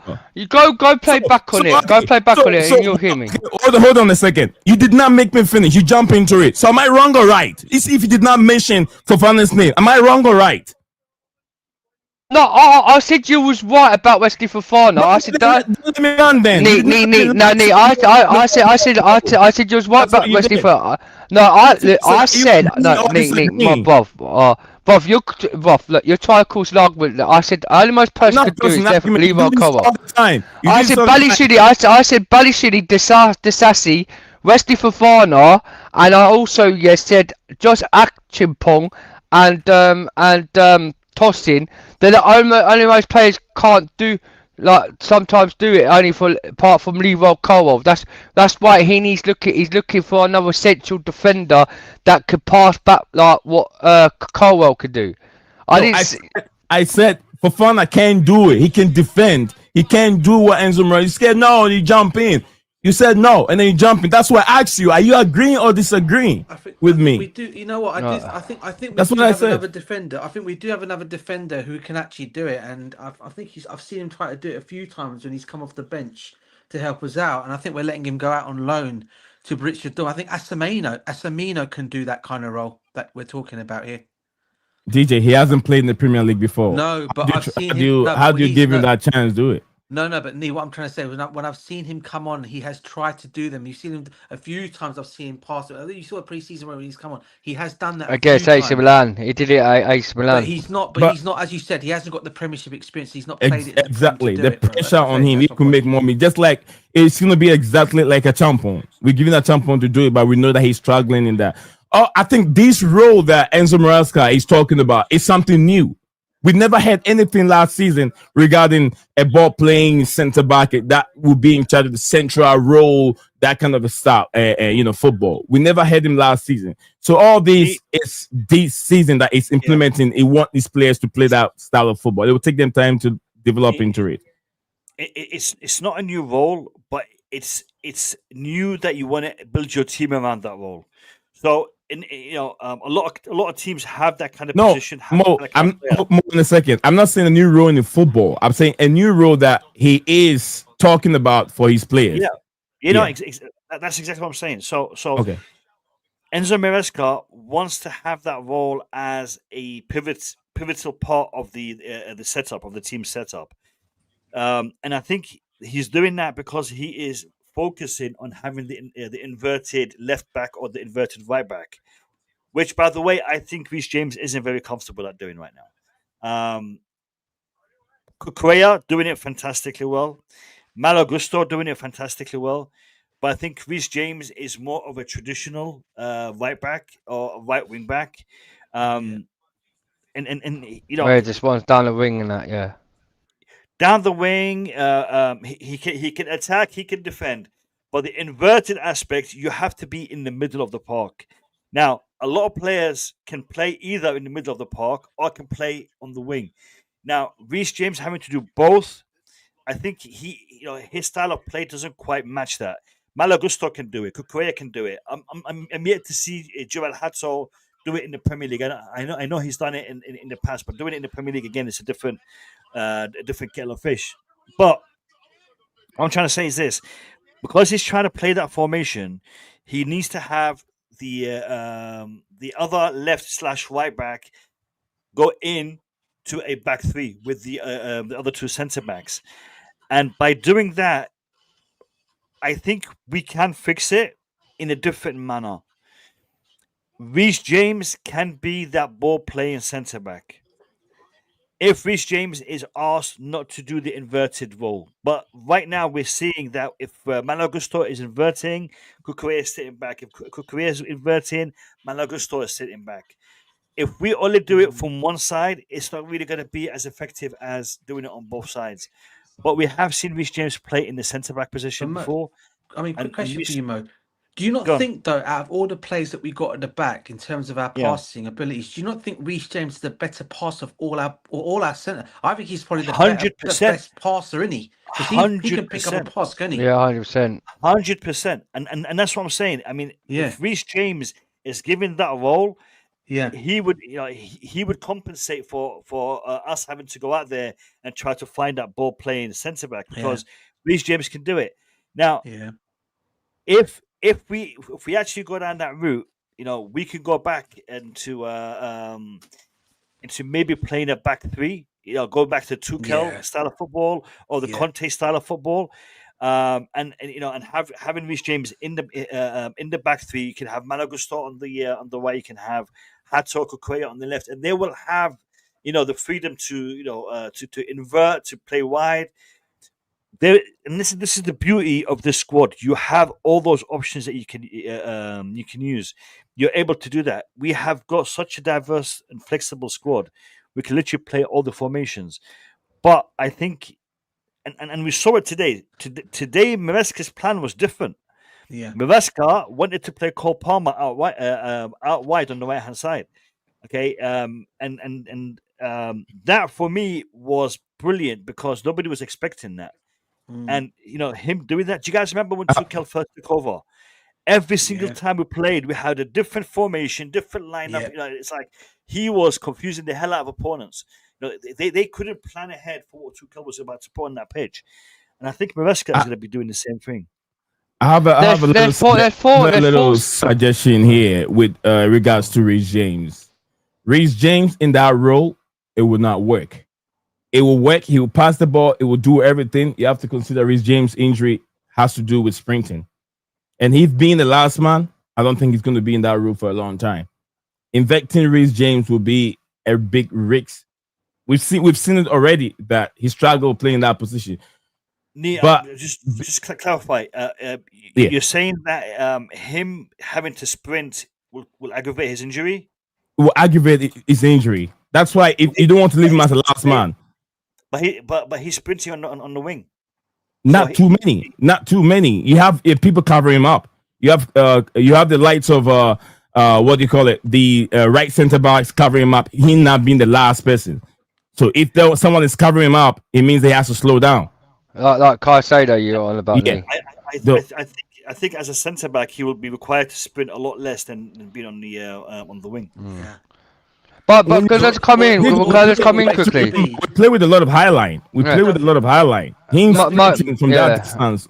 I mean, if he plays as a centre back, if he plays as one of the centre backs, all his job will be from the back is just passing the ball out. And I know, as I said to Mo earlier on, I said to you guys, he can pass those 60-yard passes because he's such an excellent passer off the ball. Yeah, I think he's probably the best we've got in the team that can pass the ball. He knows how to float a ball from one side to the other side. Reece James, yeah. Because we don't see Cucurella do that. We don't see Cucurella do that. Yeah, Cucurella's good at. Cucurella's excellent at everything else, but in terms of his passing, compared to Reece James, his passing is nowhere near Reece James' passing. Yeah. I think Reece James is our best passer in the whole team. I think Reece James is the best passer in our whole team. In terms of that's why I think they're bringing Jorrel Hato in, because Jorrel Hato has done it with Ajax, like with the passing. That's why they're just bidding. But before you saw that pass to Estêvão today, did you not see it? Yeah, beautiful. What a beautiful pass he gave, and Estêvão, I don't get why he did not shoot. Why he did not shoot? Why he just tried to be cocky, take 3 defenders and shot. That was the pass of the game, man. That was the pass of the game. Yeah, beautiful pass. But Estêvão Williams, like he's young, right? He could, like the commentary said, he should have had 1 touch, then shot, then he got that a goal. But he did 2. But it was a brilliant pass. But I'm just there is 3 centre backs out there that could do that kind of role. Mo Bastoni, Rojo, and from Barcelona centre back, and who's that other centre back you was talking about on the WhatsApp, DJ? I think it was your deals. The Barcelona centre back, Roja. Don't even think about him, right? Dan, all you got to do is look at his injury record, and you're gonna have a heart attack, mate. I've seen it. I agree, mate. I've seen. But the thing is, I agree what you're saying, Mo. He's a great player, but his injury. What you just said. If I say it, this guy will argue with me from morning to No, I won't, Nee. No, I won't. I will agree to you, Nee. But the thing is, when you try to put words in my mouth that I didn't like DJ just told you about Leroy Colwell. You don't want. I'll twist this. Brother, I do agree to you. Like what I was just saying. I'm saying. I wrote. Day, and you see the argument from it. Nee. Go ahead, talk. Go ahead. All right. Well, I do agree with you. Yeah. No, I was just explaining about there's only my player could do that thing. But Leroy, I do agree with you, but I was just saying about Leroy Colwell. Go ahead. But anyway, the Barcelona centre back. Right, I've got what Mo said. What Mo said, right, about his injury record. Yeah. Fair dues. But the guy still played over 22 games last season for Barcelona and still was one of the best man of the match players on the pitch as a centre back for Barcelona. Yes, what do you mean, man? He's a Uruguayan player. He's what do you mean by man of the match players for Barcelona? What do you mean, man of the match players? Top one of the best players. Top one of the centre backs. Nee. Oh, make yourself my clear. God, One of Nick. the Oh, my most players. It doesn't Knee, make knee, sense to knee, me. knee, I don't knee, understand what knee. you're saying. Knee. Dad, you've also got to say, you did say, to be fair, man of the match. Right? I think what you were trying to say is one of the better centre backs in Spain, basically. Yeah, one of the best. Yeah, centre back In Spain. La Liga. Say something like In La that. Liga. Yeah. Yeah. Oh, well, but he got so many man of the matches. Yeah, he played. But when Mo was coming from, right, with his injury record, I agree. But he still played 22 games last season for Barcelona. Dan, hold on. Right. Listen. I want to say something. Dan, metaphorically, extend your hand in front of yourself right now. Metaphorically, just extend your hand in front of yourself. Yeah, doing it like this. Let's do this. Do this. Yeah. Go on, Dan. You doing it? You're doing it. Me, do the same thing. Me, I ain't doing nothing. I ain't doing nothing. Shake hands. Shake no one. Just shake hands, man. You guys need to relax, man. Seriously, relax. Chill. Oh, you guys. But Mo, the thing is, when it comes to my bro knee, right, he is so easy to get wound up. It's like last start on WhatsApp, right? No, let's talk about what we're talking. Okay. Talk about you're gonna bring something else in. You do this all the time, and you something that we can say for just 30 seconds. You would drag it for like 1 hour. Mo, that's why I always say, bro. Every time I'm on this, I'm always get popcorn out. I'm getting my popcorn ready, and I actually showed Dan the other day. I showed the popcorn while they were debating something. But DJ, I got my popcorn. I got my camera. Get my cigarette and just chill. Hey Mo, I had it. I went out for a cigarette and chilled. Yeah, I got my popcorn out last night when he was trying to crash DJ about something about YouTubers. Remember that? Dragging his back again. He's dragging his back again. Concentrate what we're talking about and let's move forward. Okay, no. Okay. Go on. Sometimes there's so many times I get frustrated because we're done. When we come over here, I have so many topics lined up, and he'll be beating around the bush. Then he talk about something that is not necessary. No, but Lee, did you not get your popcorn out when we were playing against West Ham? Popcorn for what? Popcorn for what? I was watching the game having popcorn. That's what I was doing. Eat popcorn. I'm not eating popcorn here. Just one quick thing on the centre back. Just one quick thing on the centre backs. You were talking about who else we can do. There's another kid. I think I don't call him a kid. I think he plays for Lille by the name of, is it Ribeiro, a centre back. He's another one who can possibly do that kind of role that we're looking for. He's like 28 years old, I think, 27, 28. Big up to you, Weirell. But whether we sign him though is another thing. That's who you're talking about. We missed out on one player we could have had a couple of seasons ago. Oh, Kunde. yes, Mo. Yes, Kunde. We have got Kunde. Kunde could do this role amazing. Oh, mate, yeah. Oh, yeah, Jules Kunde. He signed a new contract, I think, just a couple of months ago. He signed a new for Barcelona. Do you know what, though, Mo? But he didn't want us, though. He didn't want the Chelsea Football Club. He messes around. No. We weren't serious about it. We were not going for it in a serious manner. I think it was the last season with Marina, wasn't it? Was it? Yes, that's right. Yeah. Last season with Marina, and Marina, love her, hate her. Wish them all the best right now. Yeah. Truly wish them all the best. But when it came to transfers, if anybody dragged their feet, it was Marina. She really pushed a hard bargain when it came to buying players, selling players, even contract extensions. I love Chelsea under Mourinho, and but we also had issues there, and those issues, we're starting to see some of those right now again happening with this window. Yeah. It's gonna take us a while to address these issues. But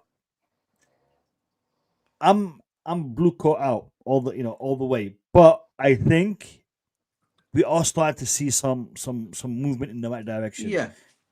So for me, I think right now, especially with this transfer window, a clear out is happening. We had a clear out a couple of seasons ago as well. Yeah. And I think these guys, it's taken them a couple of seasons to understand what football is all about. But I think they're finally getting it. I think they're finally getting it. Do you know? And, I think it is, Mo. I think what go it on. comes down. I think we discussed this debate several times, and I think I don't think it's anything to do with Todd Bowley and Todd, and what's his name? Egbali. Yeah. I think it's the two sporting directors, especially Win Stanley. Because I think he's the one that's messing a lot, and Joe Shields is, in fact, to be fair to Joe Shields was the one who wanted to get the deal for Gittins. Joe Shields is the one that wanted to get a deal done for Morgan Rogers. Joe Shields is the one who's actually got who helped get the deal for Estêvão to come in as well. By the way, because they were dragging their feet on that one as well. Okay, even got involved with the Kunde deal, the Quenda deal, and the Isugo deal, because they were dragging their feet on that as well. So he's also looking at a centre back. He's also looking at the centre back as well. He's had to come in a few times now with these sporting directors, and and I'm glad he is, because he's like usually he's just like the head of recruitment there, right? But what he's doing now is he's doing more. He's more like doing their job more than anything else. And I think a lot of these players that we've got in this window, Mo, and everyone here on the chat, I think it's more down to him than anybody else. And I think that's the reason why this stuff. Yeah. I hope that is the case, because what we're seeing is this: we're seeing Iqbali specifically interfering when it comes to these deals. We never saw this in the Roman era. No, we had Marina, and if need be, Roman would instruct Marina, give her clear guidelines, make this happen, and do what it takes. We saw that happen a lot, especially on the big transfers. Even with Peter Kenyon as well. Yeah. Yeah, he'll give the green light. Go ahead, do it. That's it. It's done. Yeah. These guys, even when they give the green light, they're like, you know what? Step aside. Oi, come here. Let's get this done. This is what I'm saying. This is what you're saying. And that direct approach, I think, is not the right way to do it. Not the right way to do it. I mean, we heard from Fabrizio Romano. He said, the big people at the clubs are discussing the whole Garnacho and Xavi Simons thing. Yeah. Why is Bali and Todd Bowley doing that? You have sporting directors. Give them the green light. Do what you got to do, and just do it. I don't think Todd Bowley wants Garnacho, bro. I don't think Todd Bowley. I don't think these owners, because they said no, they're not going to. Are pushing for that. I think Win Stanley. Win Stanley's pushing it. But we've got also because I know getting off topic. Sorry, Ernie, I don't want to go. No, off with you, go ahead. Go ahead. No. You got other things to cover, bruv. It was my mistake. I have nothing to cover. I've covered everything already. We're just reviewing the game. So if something else come in, you can review it. Can I say, DJ, with the owners, because the owners have came out now saying they're not getting involved with the transfer, because before, when Todd Bowley came in, we all know that Todd Bowley and Ed Barley was doing a transfer market. With these sporting directors, Richie Stanley, right? He's the ones pushing on to get Garnacho. But the story's saying that the owners don't want him. But we don't know if the owners actually do want him or not, right? We can't say that the owners don't want him. Because if that's the case, the owners didn't want him, they were literally told Richie Stanley, we don't want this player. Can you move on to the next player and forget about that player? And I think that Richie Stanley would have said, yeah, fair enough. But because Richie Stanley is still high up on this Garnacho, he wants Garnacho. I think Todd Bowley and Ed Barley are still agreeing to his thing. With Joe Shields, right? He's also looking at potentially other players to be on the market for a centre back. Like he's looking for a centre back for Enzo Maresca. But they're more working on with the Garnacho and Xavi Simons. But the situation with the sporting directors, if that's the case, if Richie Stanley's if these owners do not want Garnacho, why is it that then Richie Stanley is still at the club?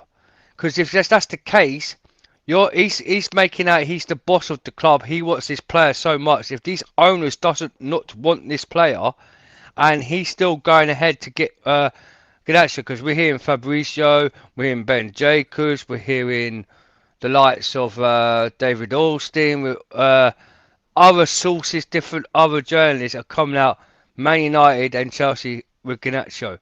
Even though we've now heard Tottenham are in for Ganacho because they've missed out on Eze. But even Fabrizio's come out still.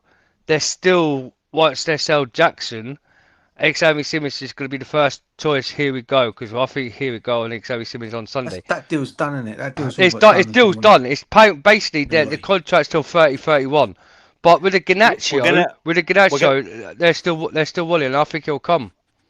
We're gonna get Here We Go tomorrow for Cardi Chukwuemeka. Yeah, and Asimo and what's his name going? Yep. The Argentinian centre back, isn't it? Yeah. Samino. Loan, no obligation to buy, no option to buy. Yes, just loaned. Renate Viegas, here we go now, isn't it? Done. That was 2 days ago, man. I thought it was done. Was it done? What, 2 days ago? Yeah. I thought it was talked yesterday. I had his medical yesterday.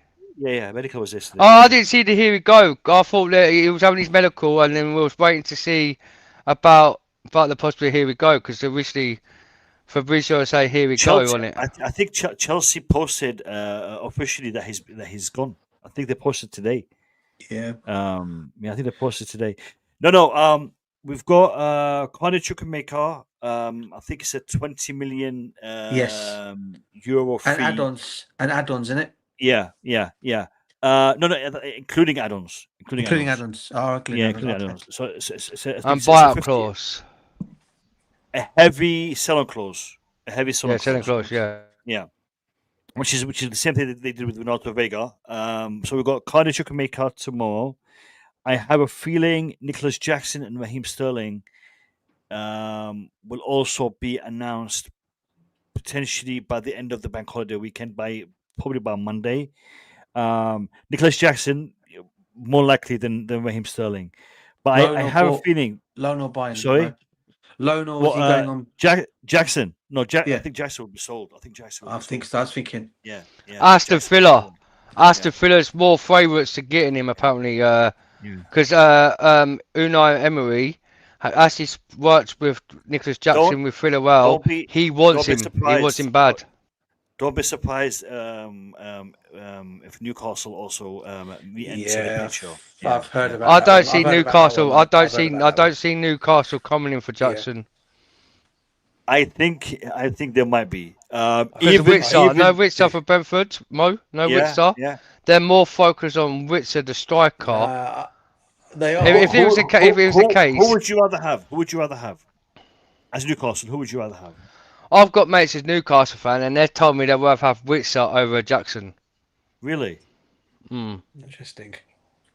That isn't it. Okay. I've literally I asked them why, because the goal producer, because the way he played for Brentford with who's that striker? I can't always pronounce his name. Abumo, whatever his name is. Yeah, them two, where they were linking together as a striker, worked perfect, and Witzer could score more. Because I think Witzer scored more goals than Jackson last season. But where they're saying Nicholas Jackson is not the type of player they want in Newcastle score, because they don't think he's too clinical to finish. Nicholas Jackson, Newcastle will smash it. Trust me. Nicholas Jackson. Well, we will say that for banter, but what do you reckon? No. I reckon it suits him. I reckon it suits you want to write? Do you want to read out the comments, bro? Sorry. No, I don't have to. I don't have to read it. You sure? Because I know I can see the way you're staring. It's like what do you call it, mate? I'm listening. It's on the side. We're just listening to what's going on. Nee, what time do you have over there now? What? What time do you have over there? What time is it over there? 7:33 a.m. No, p.m. p.m. Okay. Oh, it's early for him still. Then it's 7:33. It's like nearly 1 o'clock here in UK.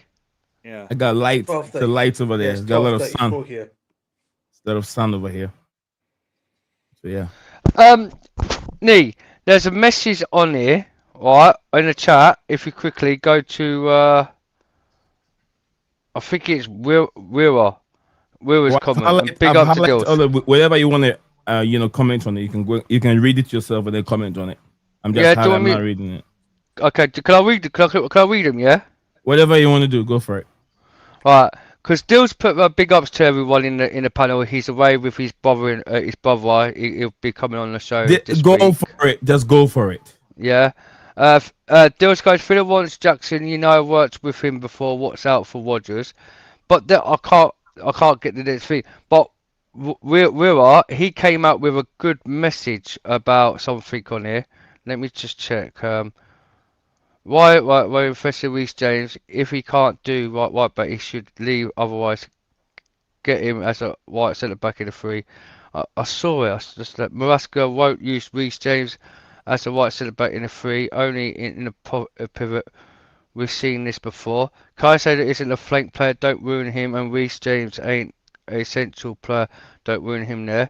Oh, this is it. Why are that's it. Rio says, why are we reverting the wheel with Reece instead of replacing Gusto with a proper white back? Since we all know Achipong ain't getting enough starts to warrant his promotion to first team. That's the question Rio said. So, do you guys want to answer that question? It's a comment. It's not a question. He didn't ask a question. Is it a question or a comment? He gives his opinion on what he thinks that we can do with Reece James. We've already addressed that. We've already spoken about that. Yeah. No, he's come out. Why are we reinventing the wheel with Reece James instead of replacing Gusto with a proper right back? Since we will know Champon ain't getting enough stats to warrant his promotion to the first team. So, if that's the case, then who's another best white? Well, who would be another best white back out there to do if not Reece James can do it? So what we're saying is we're more or less saying why are we still continuing with Reece James? Is that what he means? From inventing the wheel, inventing the wheel. Yeah, inventing the wheel. Yeah. Well, why we're continuing on with Reece James is because he's our best right back at the football club. He's better than Gusto, and when fully fit, yeah, we all know he's going to be chosen over Gusto. That's the reason why, bro. But I get why I understand why you put a concerned comment in there. Maybe because of his injuries. Maybe you're still looking at, but we're managing his time at the moment, aren't we? In terms of managing his time pretty well. I think he might have posted that comment. We were discussing him as a centre back. Maybe. Oh right, okay. Right, I wasn't because the way it's been put there is like why are we reinventing the wheel with Reece James? Like I thought maybe he wanted him gone or something. I don't know, sold or. It's also about Hato deal. He thinks Hato might be another Modric. Hato deal reminds me of a Modric deal, spitting Arsenal, but nothing much else. He thinks that Hato is another Modric deal where he thinks he might not work out because Arsenal was in for Hato, isn't it? Nah, that's a bit. I mean, do you guys want to address that? I think that's slightly harsh. I think he's going to be good for us. What have we seen from Hato so far? He's played like a few minutes here and there. We can't really judge, based on that. I don't think that's fair. That's what I mean. Yeah. I had someone on one of my streams the other day. He's like, Hato should be given more game time. We should give him. I'm like, dude, this is our second game of the season. we are literally about to play our second game of the season. Hato was brought in always as a backup for Korea. He knew that. This wasn't like something that. He thought he was going to be, the starter. No, he came in as a backup. He will get game time. He'll be playing in domestic trophies. We have got a long season ahead of us. He'll be given domestic trophies time. He'll be given some Champions League fixtures. He'll get some Premier League game fixtures. We're going to start rotating. When we start playing two games a week, we're going to start rotating. All the players are going to get a chance. Everyone's going to get a chance. So, we judge the players at the end of the season. Right now, let's just, especially the young lads, Estêvão. One thing we've got to be careful about, lads. Estêvão, if he starts to make a few mistakes, I don't want to see the fan base turn around and say, "Oh no, he's not good enough." Yeah, you're spot on. Yeah. This guy's young. Agreed. He's gonna make a mistake. He's gonna make a ton of mistakes. And we know his fan base. We know the fan base, don't we, Mo? We know what they're like. We know the fan base. There's loads of fans that changes about young players. I'd rather him make a mistake against West Ham, where we're able to recover and still smash him for 5, than to make a mistake against Man City or Liverpool. Let the lad learn. Let him learn. Let him get his experience, his minutes. And he's going to make mistakes. And he needs to make mistakes, to be fair. When he does, we'll be like, you know what? Well done. Yeah. You try. Oh, we got Man United fan in here. We got Man United fan in here. Chelsea fans, calm down. It's West Ham. Hey, we're calm. We're calm. We are calm, bro. We're calm. We're chill. We're chill. Chill. Don't worry, mate. We're just happy we won. And we're 4 points, and you're like 0. You're on 0. Just do us a favor, Connor. Do us a favor. Try not to get relegated this season, yeah? Try not to get relegated this season. Do you think you're still going to get relegated, Mo? Nah, but you got to say it. I would love to see it happen if Man United get relegated. I would love to see all their fans react to it. Oh, that'd be funny. I know. Listen, I know. I don't want to see that. No, I've spoken to mate. He's come in the comments quite a lot, and I always respond to. So, I mean, even in other comments, he tries to comment about this. I always tell him, I go, look, we all know Chelsea fans are calm for one. For one thing, we've not said we're going to win the Premiership. By the way, we're just saying I think my club is. I think I said it from the beginning of this season. I think we're dark horses for the Premiership. Didn't think we're going to win it, but we'll push it more closer than what we were last season. And it's not just because it's West Ham; it's because you saw what we did. I mean, I know he came into the comments about us in the Club World Cup, and he made his comments as well in there about that. And I told him, I go, well, whatever you guys want to say about us, wherever you want to say, we're champions of the world for 4 years, and unfortunately, it's got to 100%. It's got to be. Do you know what, DJ? DJ, this is what I want to see. I want to see us be in the top 6. From now until February. Yeah. In and around. I don't want to be first. I want to be in the top 6, in and around the top 6 until February.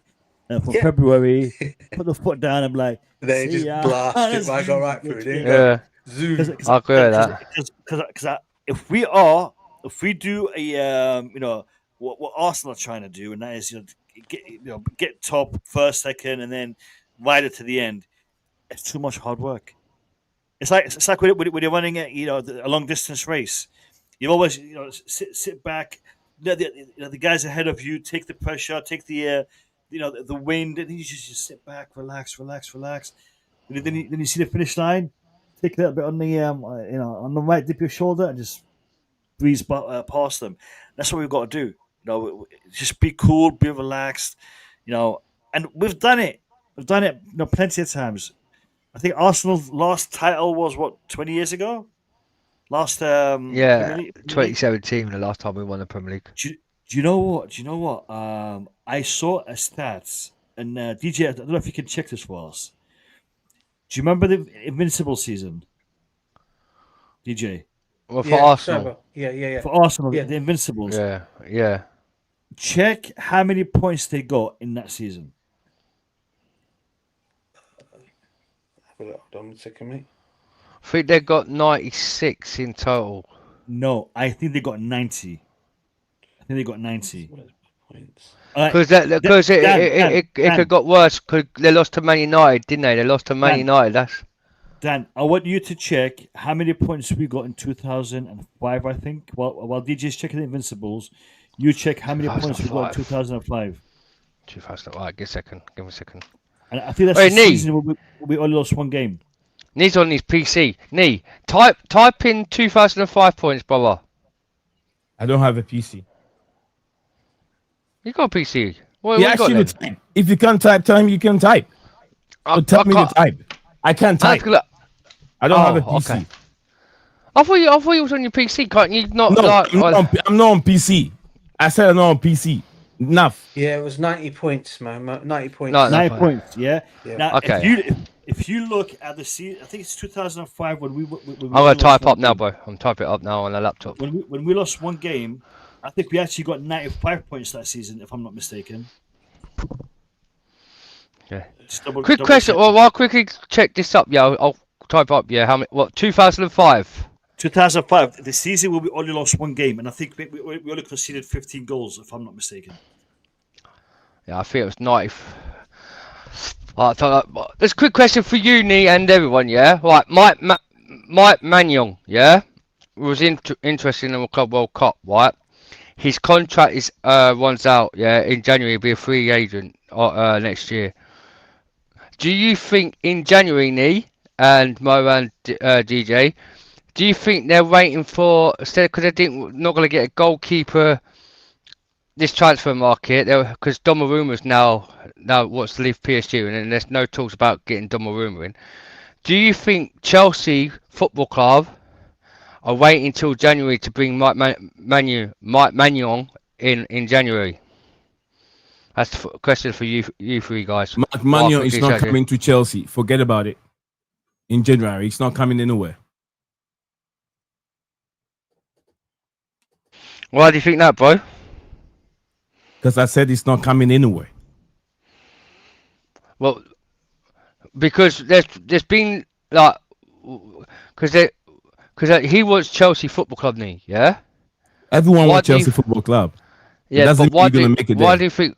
Why do you think that they might look at him for January? What are you gonna do with Sanchez, your number one goalkeeper? But if he doesn't do well for the whole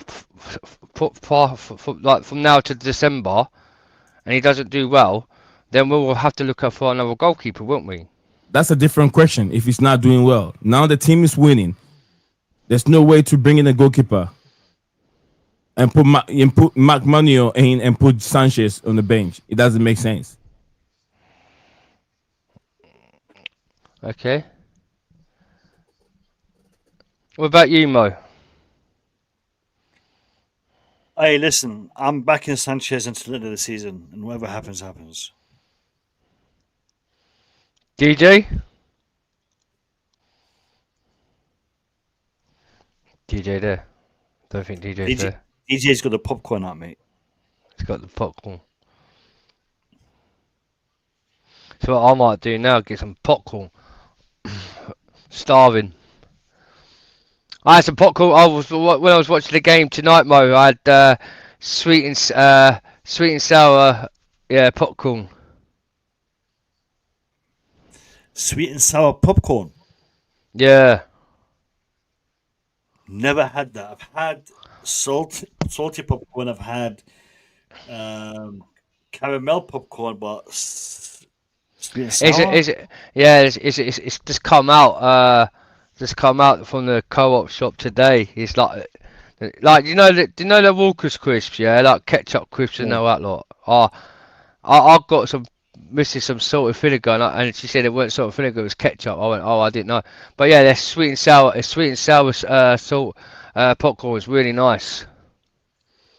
Really nice. And whilst you're talking, you're controlling the stream. Can you address the questions on the screen?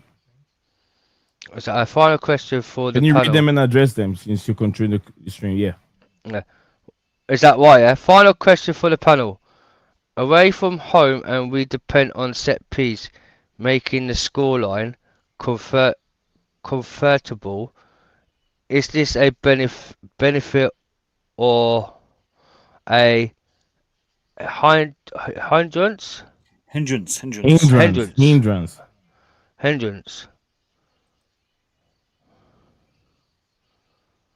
You guys should expect a win over Fulham with zero reliance on set piece. A home win built of goals from open play. Let me answer this. So, what is the problem of relying on a set piece? What is the problem of scoring a goal from a penalty? What is the problem of scoring a goal from open play? It's a football game. All these options are available. Taking those options, scoring from a set piece, scoring from open play, scoring from a penalty, it's all part of the game. I think if you rely on one method, then you put yourself at a disadvantage. But if you're able to do all the above, brilliant. And I think Chelsea is showing that they can do all the above. They can score from open play. They can score from set pieces. I actually want to see us score more from set pieces because I think that is something we have been lacking recently. And I think if we're able to do that more, brilliant.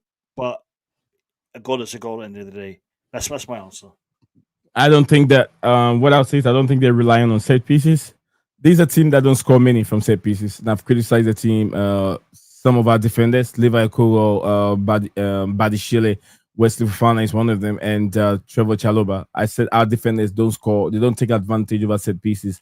So I'm very, very happy that Bernardo Cueva is learning something good, and he is improving in his work, trying to make sure they take these defenders take advantage of those set pieces that we get.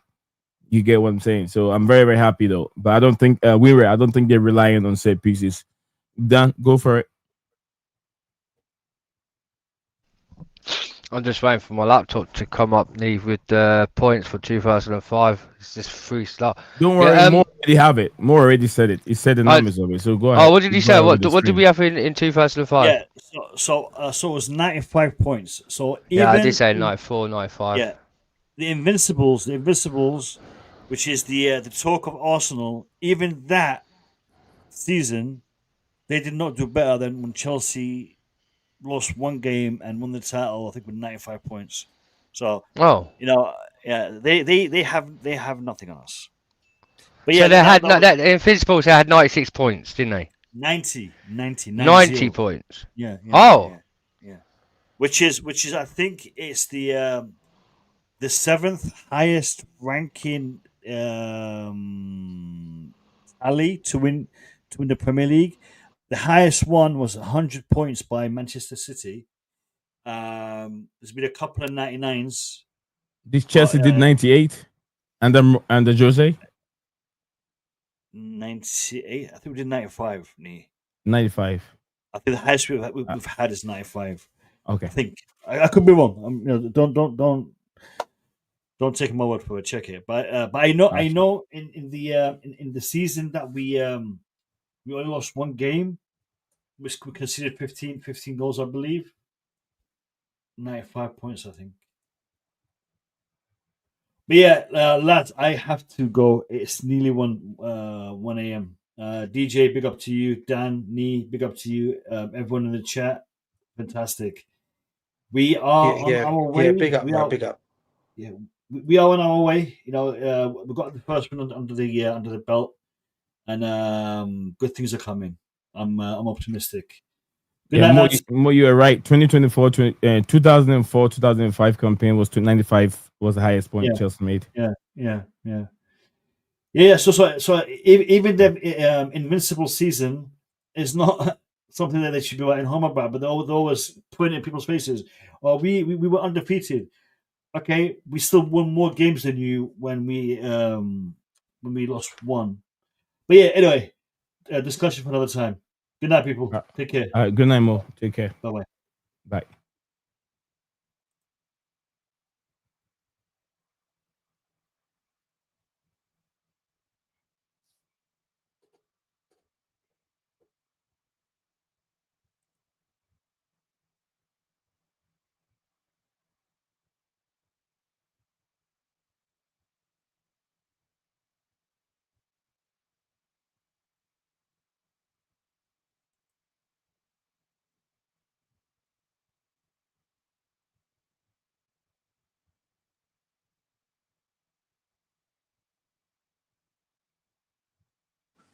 Nee, anyone still there?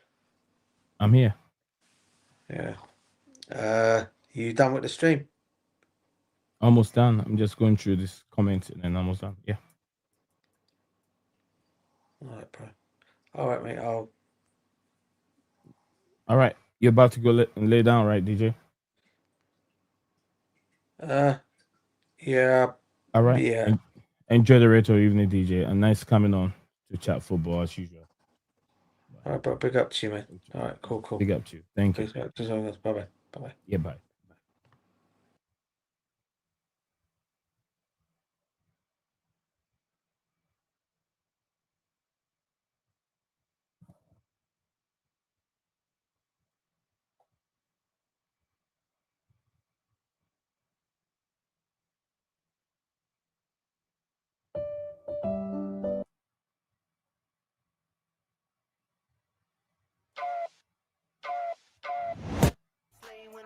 in the street, bag of money in the passenger seat. Simcoe's been asking for me on the road from the west to the east. Way up, I might never come down, cause the coast wrecking at the flame out. So high, I might never come down, so what? This is my lifestyle. Wait a minute. Work hard for the car, so that's why it's all tinted. Wait a minute. Had a real late night, woke up with my head spinning out in Nashville. It's a mad real. I need sunglasses, I need Advil. I like fake boobs and my cash real. I like first place, you're in last deal. Fast lane when I pass in the street, bag of money in the passenger seat. Simcoe's been asking for me on the road from the west to the east. Way up, I might never come down, cause the coast racking up the flame out. So high, I might never come down, so what? This is my lifestyle. Look, pocket rocket in my pocket, please don't make me pop it. All these boys just wanna copy the style, tell them niggas stop it. Whoa, whoa. This my destiny, for the like Latoya, like it found me my Beyonce, and she shotgun in the cockpit. Riding with the team, making C notes. In my pocket still full of green, call it CeeLo. Alligator watch on me, Tim Tebow. And these haters love to watch me like Tebow. Look, I don't take L's, I just learn a lesson. Before I count the M's, always count my blessings. Look, I'm too short, never second guessing. Got some money, put up for the rain, so I'm never stressing. Fast lane when I pass in the street, bag of money in the passenger seat. Simcoe's been asking for me on the road from the west to the east. Way up, I might never come down, cause the coast wrecking at the flame house. So high, I might never come down, so what? This is my lifestyle. Fast lane when I pass in the street, bag of money in the passenger seat. Simcoe's been asking for me on the road from the west to the east. Way up, I might come down, cause the coast wrecking at the flame out. So high, I might never come down, so what? This is my lifestyle.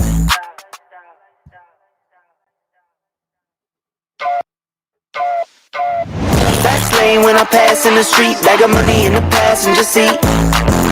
Simcoe's been asking for me on the road from the west to the east.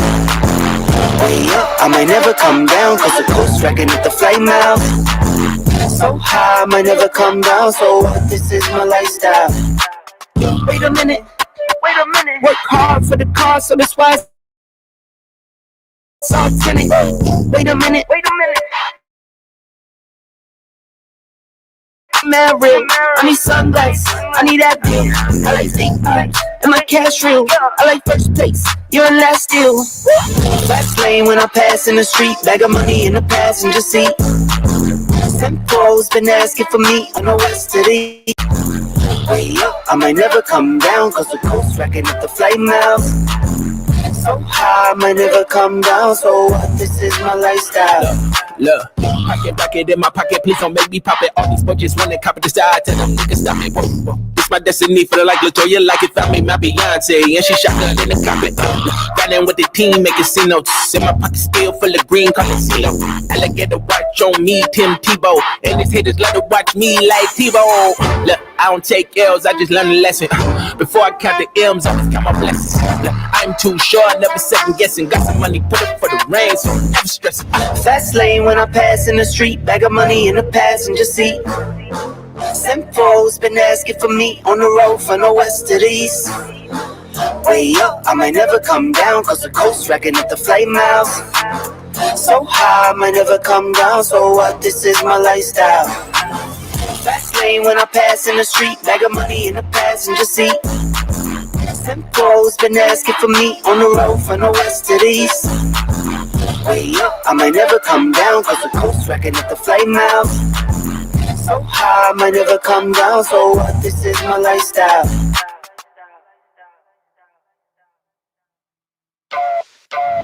Fast lane when I pass in the street, bag of money in the passenger seat.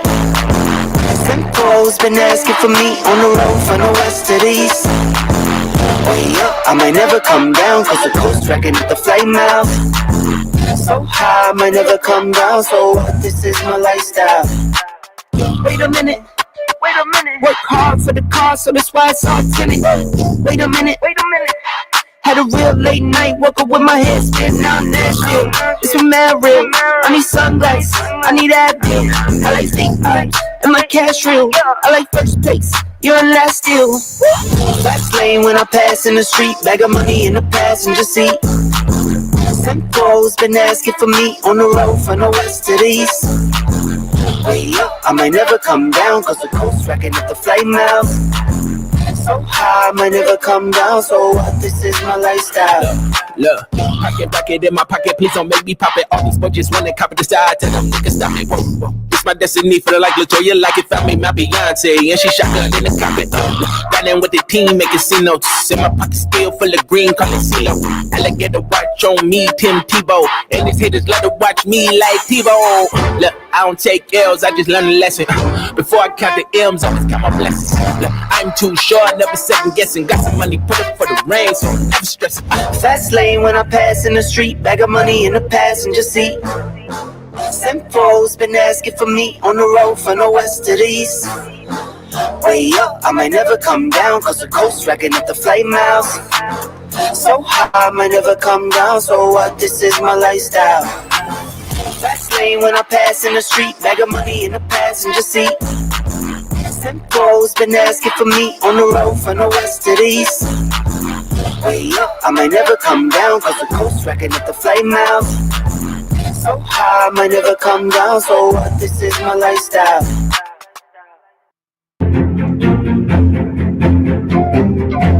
Fast lane when I pass in the street, bag of money in the passenger seat. Simcoe's been asking for me on the road from the west to the east. Way up, I might never come down, cause the coast racking at the flame mouth.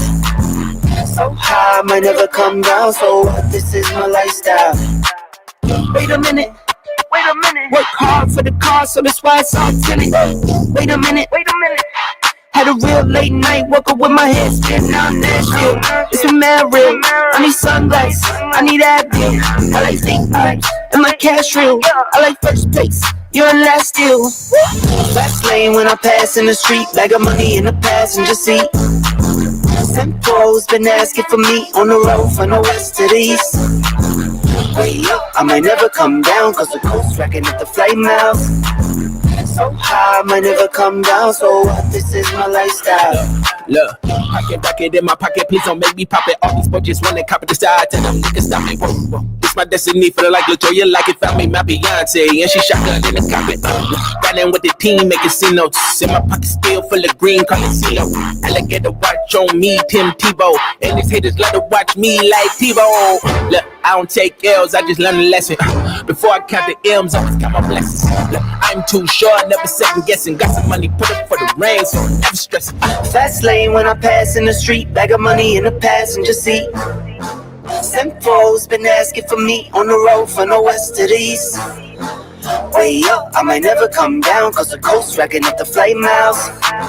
So high, I might never come down, so what? This is my lifestyle. Fast lane when I pass in the street, bag of money in the passenger seat. Simcoe's been asking for me on the road from the west to the east. Way up, I might never come down, cause the coast racking at the flame house. So high, I might never come down, so what? This is my lifestyle.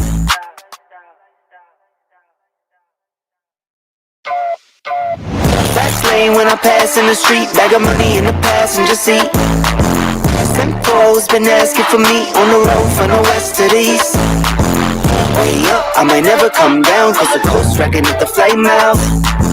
So high, I might never come down, so what? This is my lifestyle. Wait a minute. Work hard for the car, so that's why it's all tinted. Wait a minute. Had a real late night, woke up with my head spinning out Nashville. It's a mad real. I need sunglasses, I need Advil. I like fake vibes, and my cash real. I like first place, you're in last deal. Fast lane when I pass in the street, bag of money in the passenger seat. Simcoe's been asking for me on the road from the west to the east. Way up, I might never come down, cause the coast racking at the flame house. So high, I might never come down, so what? This is my lifestyle. Look, pocket in my pocket, please don't make me pop it. All these budgets wanna copy the style, tell them niggas stop it. Whoa, whoa. It's my destiny, feeling like Latoya, like it found me my Beyonce, and she shotgun in the cockpit. Got in with the team, making C notes. In my pocket still full of green, calling CeeLo. Alligator watch on me, Tim Tebow. And these haters love to watch me like Tebow. Look, I don't take L's, I just learn a lesson. Before I count the M's, I always count my blessings. Look, I'm too short, never second guessing. Got some money, put it for the rain, so I'm never stressing. Fast lane when I pass in the street, bag of money in the passenger seat. Simcoe's been asking for me on the road from the west to the east. Way up, I might never come down, cause the coast racking up the flight miles. So high, I might never come down, so what, this is my lifestyle. Fast lane when I pass in the street, bag of money in the passenger seat. Simcoe's been asking for me on the road from the west to the east. Way up, I might never come down, cause the coast racking up the flight miles. So high, I might never come down, so what, this is my lifestyle.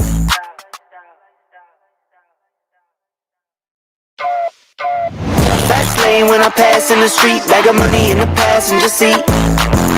Simcoe's been asking for me on the road from the west to the east. Way up, I might never come down, cause the coast racking up the flight miles. So high, I might never come down, so what, this is my lifestyle. Wait a minute. Wait a minute. Work hard for the car, so that's why it's all tinted. Wait a minute. Wait a minute. Had a real late night, woke up with my head spinning on Nashville. It's a mad real. I need sunglasses. I need Advil. I like think and my cash real. I like first place. You're in last deal. Fast lane when I pass in the street, bag of money in the passenger seat. Simcoe's been asking for me on the road from the west to the east. Way up, I might never come down, cause the coast racking up the flight miles. So high, I might never come down, so what, this is my lifestyle. Look, rock it in my pocket, please don't make me pop it. All these budgets when they copy the side, tell them niggas stop it. Whoa, whoa. It's my destiny, feeling like Latoya, like it found me my Beyonce, and she shotgun in the cockpit. Got in with the team, making C notes. In my pocket still full of green, calling CeeLo. Alligator watch on me, Tim Tebow. And these haters love to watch me like Tebow. Look, I don't take L's, I just learn a lesson. Before I count the M's, I always count my blessings. Look, I'm too short, never second guessing. Got some money, put it for the rain, so I'm never stressing. Fast lane when I pass in the street, bag of money in the passenger seat. Simcoe's been asking for me on the road from the west to the east. Way up, I might never come down, cause the coast racking up the flight miles. So high, I might never come down, so what, this is my lifestyle. Fast lane when I pass in the street, bag of money in the passenger seat. Simcoe's been asking for me on the road from the west to the east. Way up, I might never come down, cause the coast racking up the flight miles. So high, I might never come down, so what, this is my lifestyle.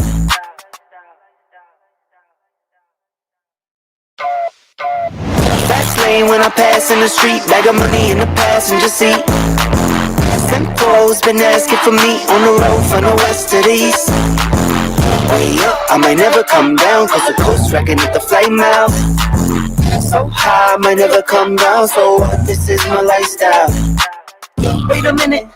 Wait a minute. Work hard for the car, so that's why it's all tinted. Wait a minute. Wait a minute. Had a real late night, woke up with my head spinning on Nashville. It's a mad real. I need sunglasses. I need Advil. I like think and my cash real. I like first place. You're in last deal. Fast lane when I pass in the street, bag of money in the passenger seat. Simcoe's been asking for me on the road from the west to the east. Way up, I might never come down, cause the coast racking up the flight miles. So high, I might never come down, so what, this is my lifestyle. Look, rock it in my pocket, please don't make me pop it. All these budgets when they copy the side, tell them niggas stop it. Whoa, whoa. It's my destiny, feeling like Latoya, like it found me my Beyonce, and she shotgun in the cockpit. Got in with the team, making C notes. In my pocket still full of green, calling CeeLo. Alligator watch on me, Tim Tebow. And these haters love to watch me like Tebow. Look, I don't take L's, I just learn a lesson. Before I count the M's, I always count my blessings. Look, I'm too short, never second guessing. Got some money, put it for the rain, so I'm never stressing. Fast lane when I pass in the street, bag of money in the passenger seat. Simcoe's been asking for me on the road from the west to the east. Way up, I might never come down, cause the coast racking up the flight miles. So high, I might never come down. So what? This is my lifestyle. Fast lane when I pass in the street, bag of money in the passenger seat. Tempo's been asking for me on the road from the west to the east. Way up, I might never come down, cause the coast racking up the flame out. So high, I might never come down, so what? This is my lifestyle.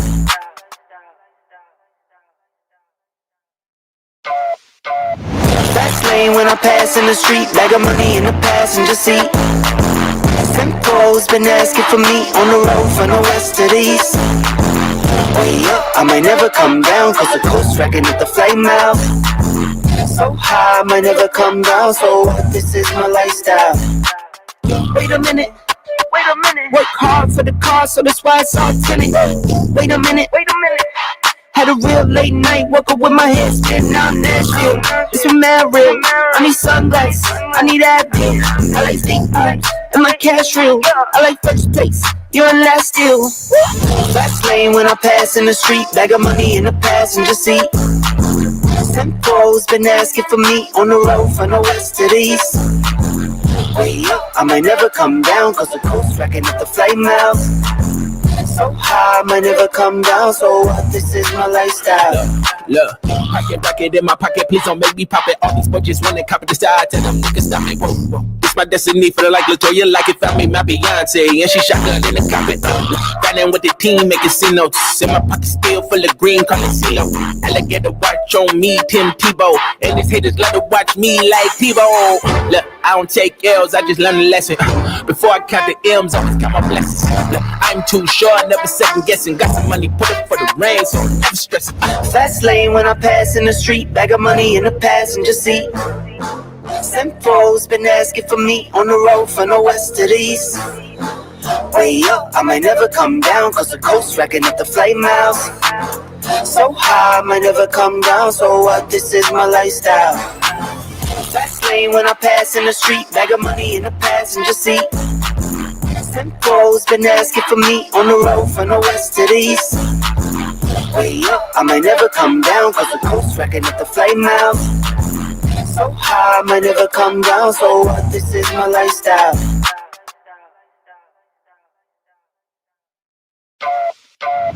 Fast lane when I pass in the street, bag of money in the passenger seat.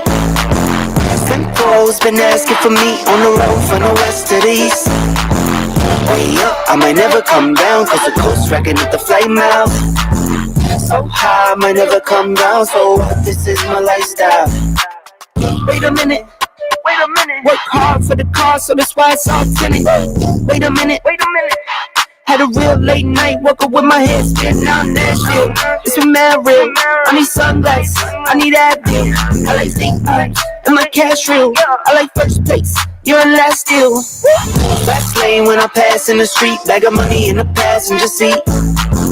Tempo's been asking for me on the road from the west to the east.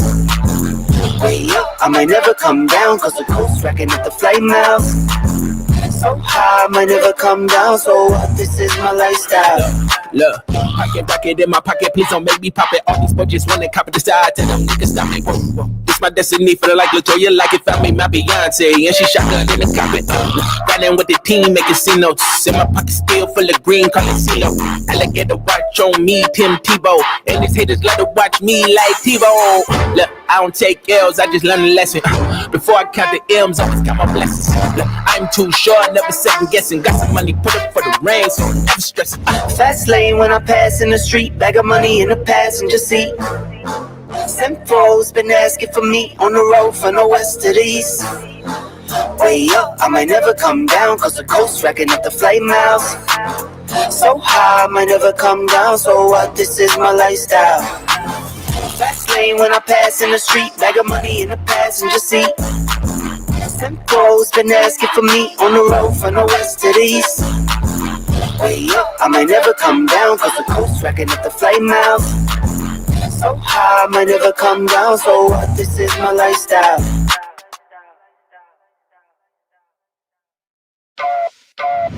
Fast lane when I pass in the street, bag of money in the passenger seat. Tempo's been asking for me on the road from the west to the east. Way up, I might never come down, cause the coast wrecking at the flame mouth. So high, I might never come down, so this is my lifestyle. Wait a minute. Work hard for the car, so that's why it's all tinted. Wait a minute. Had a real late night, woke up with my head spinning out Nashville. It's a mad real. I need sunglasses, I need Advil. I like deep eyes, and my cash real. I like first place, you're in last deal. Fast lane when I pass in the street, bag of money in the passenger seat. Tempo's been asking for me on the road from the west to the east. Way up, I might never come down, cause the coast wrecking at the flame mouth. So high, I might never come down, so this is my lifestyle. Look, rock it in my pocket, please don't make me pop it. All these budgets when they copy the style, tell them niggas stop it. Whoa. It's my destiny, feel like Latoya, like it found me my Beyonce, and she shotgun in the cockpit. Riding with the team, making C notes. In my pocket still full of green, call it CeeLo. Alligator watch on me, Tim Tebow, and these haters love to watch me like Tebow. Look, I don't take L's, I just learn a lesson. Before I count the M's, always count my blessings. Look, I'm too short, never second guessing. Got some money, put it for the rain, so never stressing. Fast lane when I pass in the street, bag of money in the passenger seat. Tempo's been asking for me on the road from the west to the east. Way up, I might never come down, cause the coast wrecking at the flame mouth. You are a winner. Stand tall, be proud in the face of doubt. You shout it loud. Feel the strength, let it in. With every step, you're gonna win. You are a winner. Feel no pain. You are a winner. Feel no pain. Yeah, I woke up feeling like a champion. Every move I make, I got the stamina. Eyes on the prize, never lose sight. Grinding every day, pushing through the night. Got the fire in my soul, never back down. In the ring of life, I'm the one with the crown. Sweat and tears, yeah, I paid the cost. Every battle fought, I'm never lost. Hit the ball, feel the winner.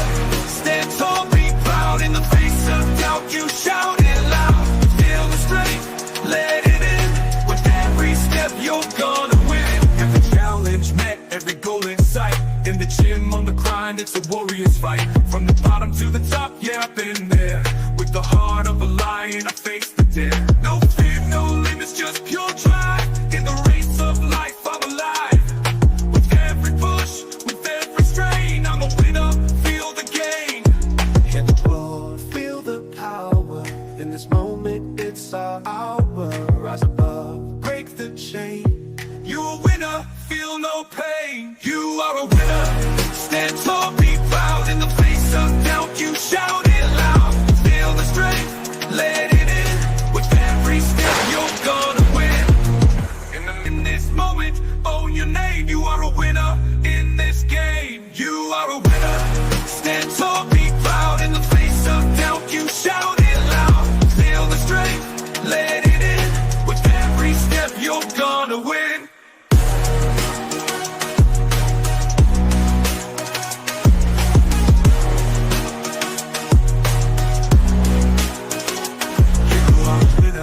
Stand tall, in the gym, on the grind, it's a warrior's fight. From the bottom to the top, yeah, I've been there. With the heart of a lion, I face the dare. No fear, no limits, just